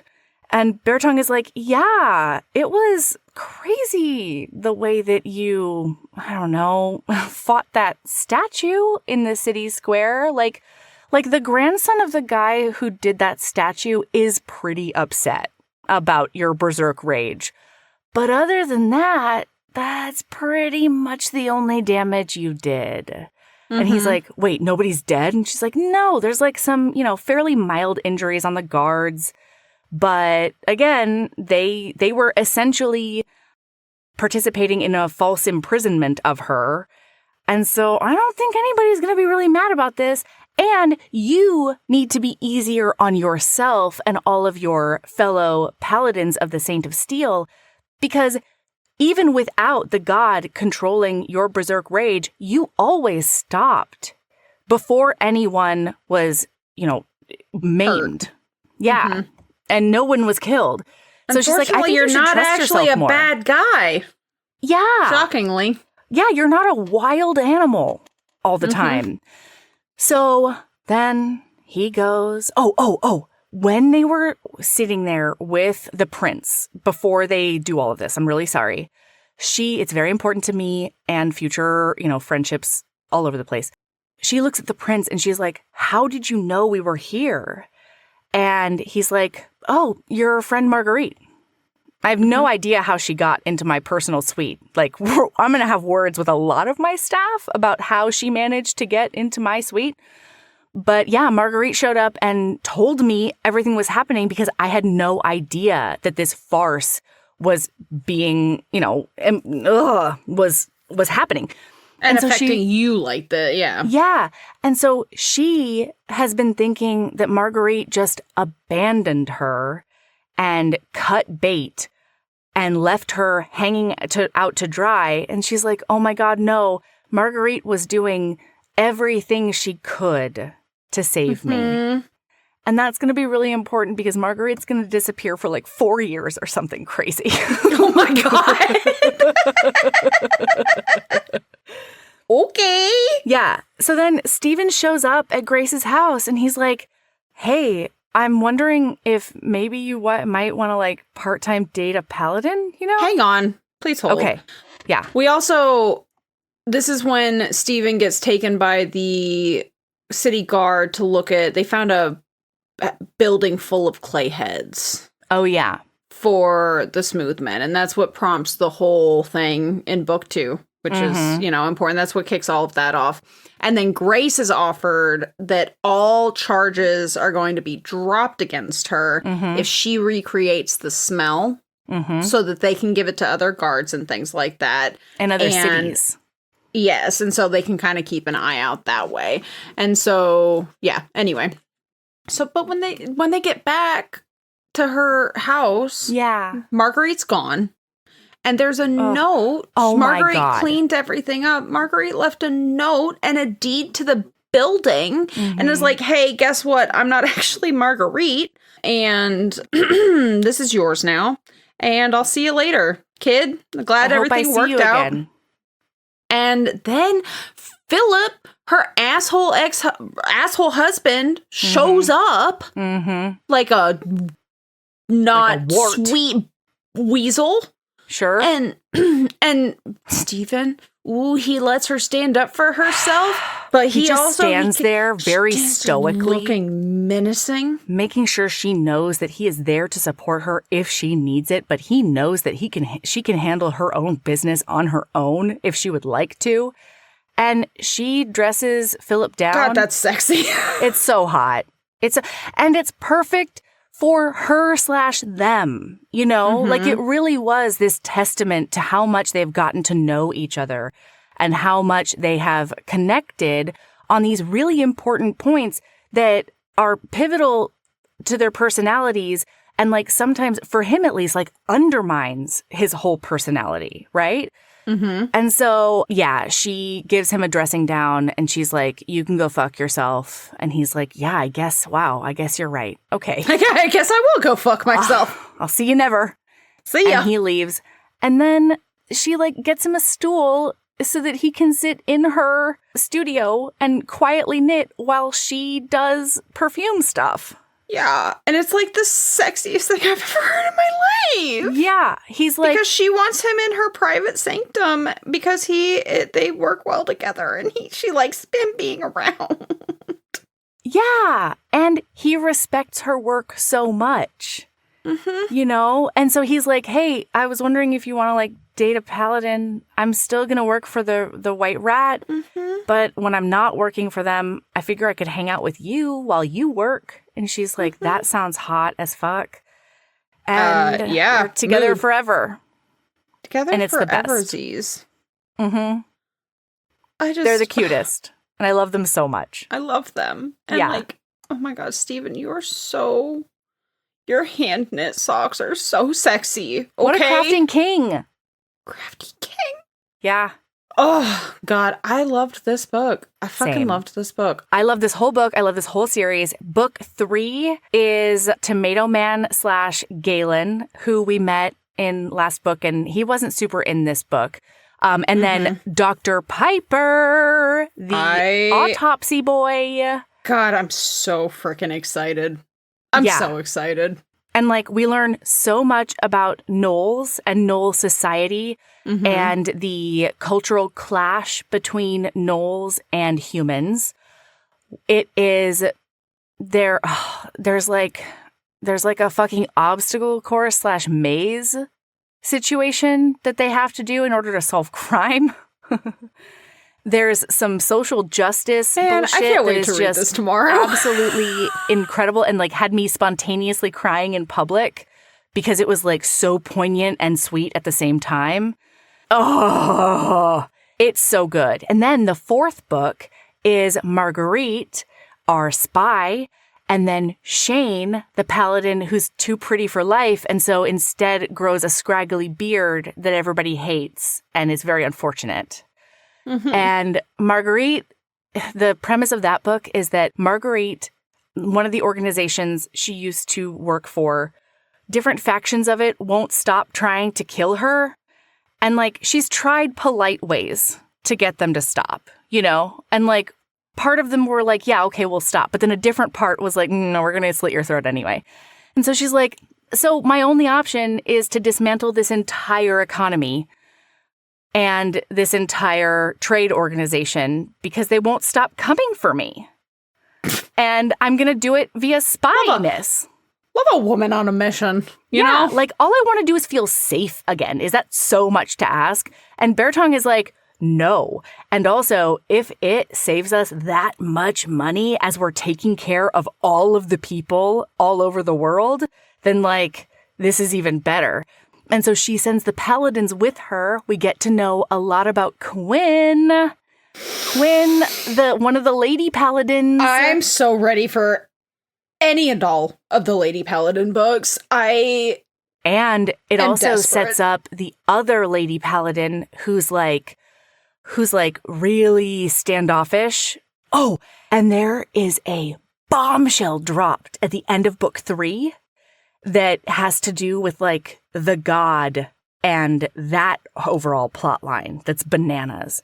And the fourth book is all about like Shane and his feelings of inadequacy and constant failure because of how he's been like passed over by one god and then his other god was ripped from his chest after it died. Yeah. And it's just fucking gorgeous. So why do I get the feeling you're going to get some screamy text messages when I finish the third book tomorrow? If you don't send me screamy text messages, I don't think we're friends.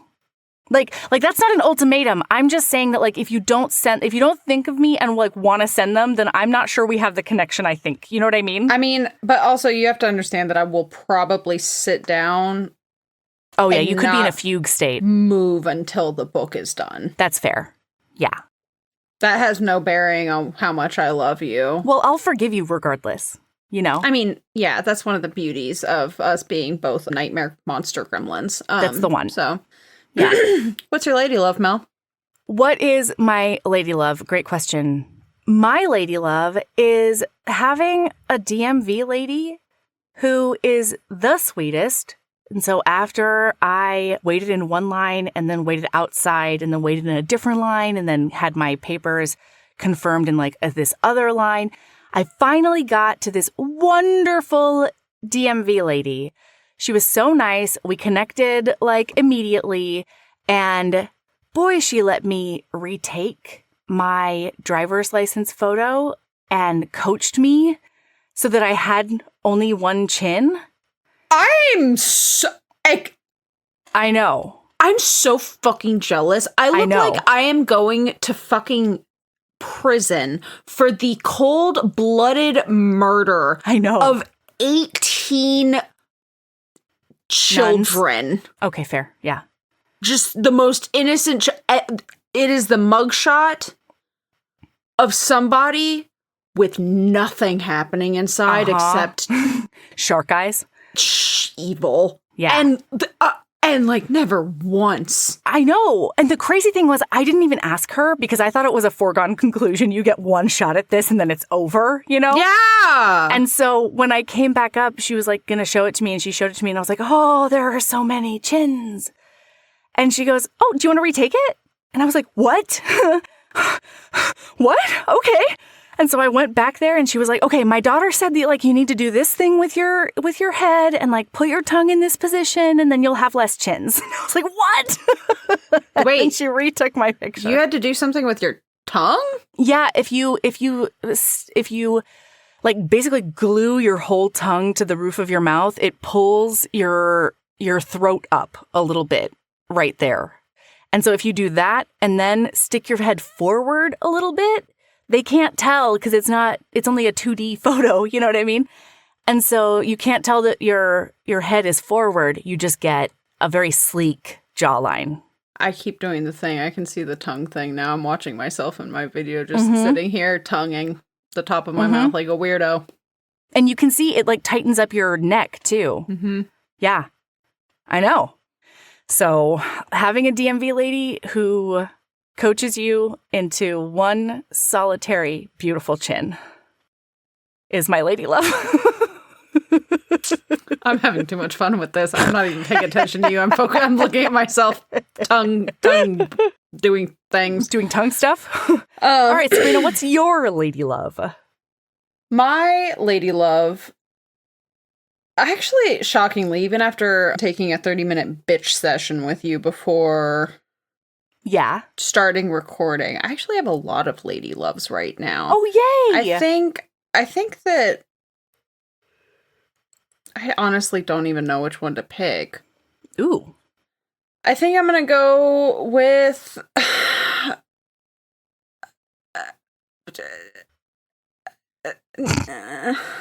You can do it. You can do it. You can always use the other ones later, you know? Yeah. I think that my lady love today specifically, just because it is like, I'm sure that a lot of my lady loves over the next couple of episodes are going to be moving and house related, and not even necessarily house related, but like community, my people related, because my friends have really like, I was very nervous about this. That's my lady love, is the friends I'm going back to, because and the friends that I'm leaving behind. Okay, so like where I live now, I have a complicated history with this town,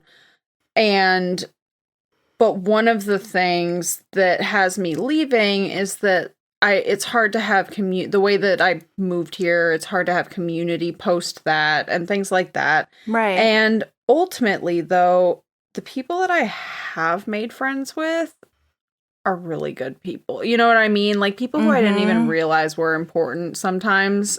Yeah. I'm finding out now we're more important to each other than I had realized. But specifically today, like this last couple of days, I've really been figuring out all of the move logistics, and like the friend who's going to help take care of this house until it sells, and then the friends who are going to be my feet on the ground when the movers get there, because I'm going to be dealing with the dogs, and the friends that are driving up just to be moral support while the movers are here, and then helping me drive down, because my dogs aren't dogs that travel. They've never been in a car for more than 10 minutes, and it's a 4.5-hour drive from here to where I'm moving.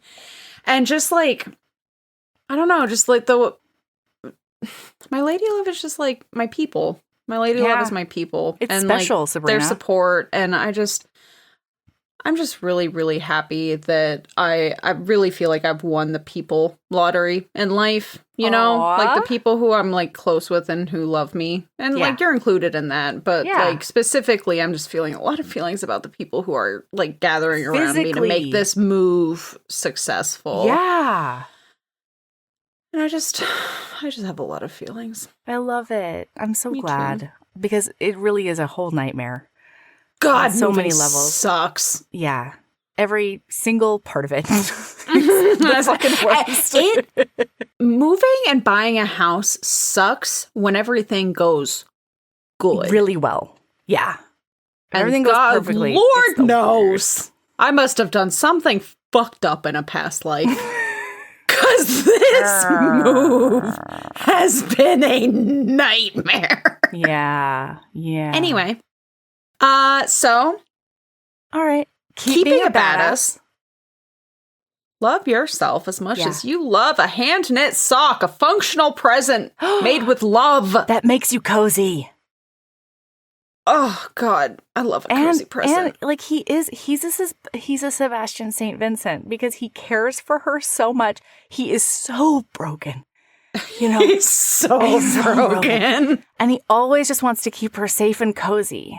And, wow. What a dreamboat, you know? Mm-hmm.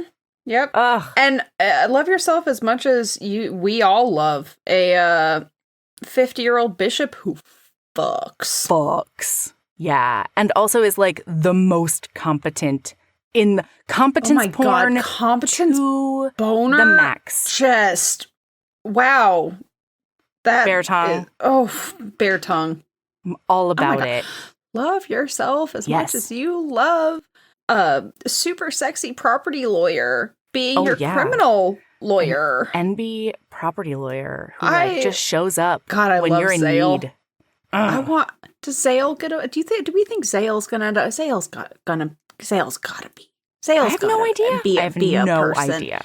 We have how many more books in this series? 3 of them that aren't out yet? Because there's going to be one for every Paladin. Yeah, it's going to be 7. Oh my God. I'm sure you already have it all planned out, T. Kingfisher, because you're a genius. And we respect you. I'm just letting you know. Yeah. That, I love a Zale. I would love a Zale book. You know what I'm going to let T. Kingfisher off the hook for, though? Mm-hmm. I do not need a book where Amphibian Boy is the hero.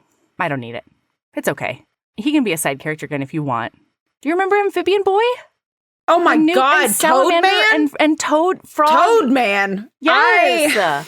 The guy who single-handedly kept the ceramics business in his area going because he needs all of the wet pots to put all of those wet pots, amphibians in? I had forgotten about... I also...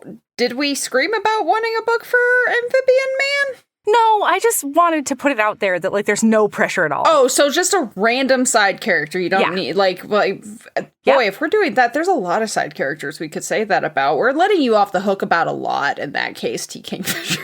Sure, but specifically, I really don't need his book. That's all I'm saying. What do you have against Amphibian Man? I have... You don't love a man who loves a toad?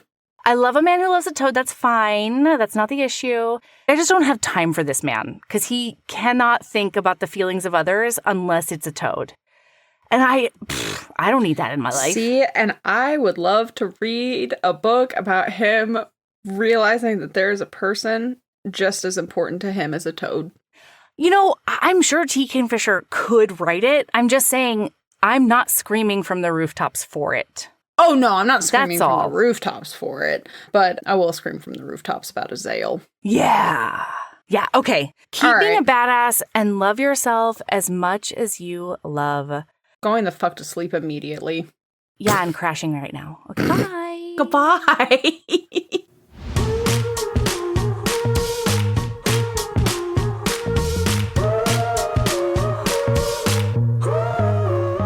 Thank you for coming back again this week and for being the best in the whole wide world. We love you. We appreciate you. And thank you for your patience with me because I've been kind of a mess.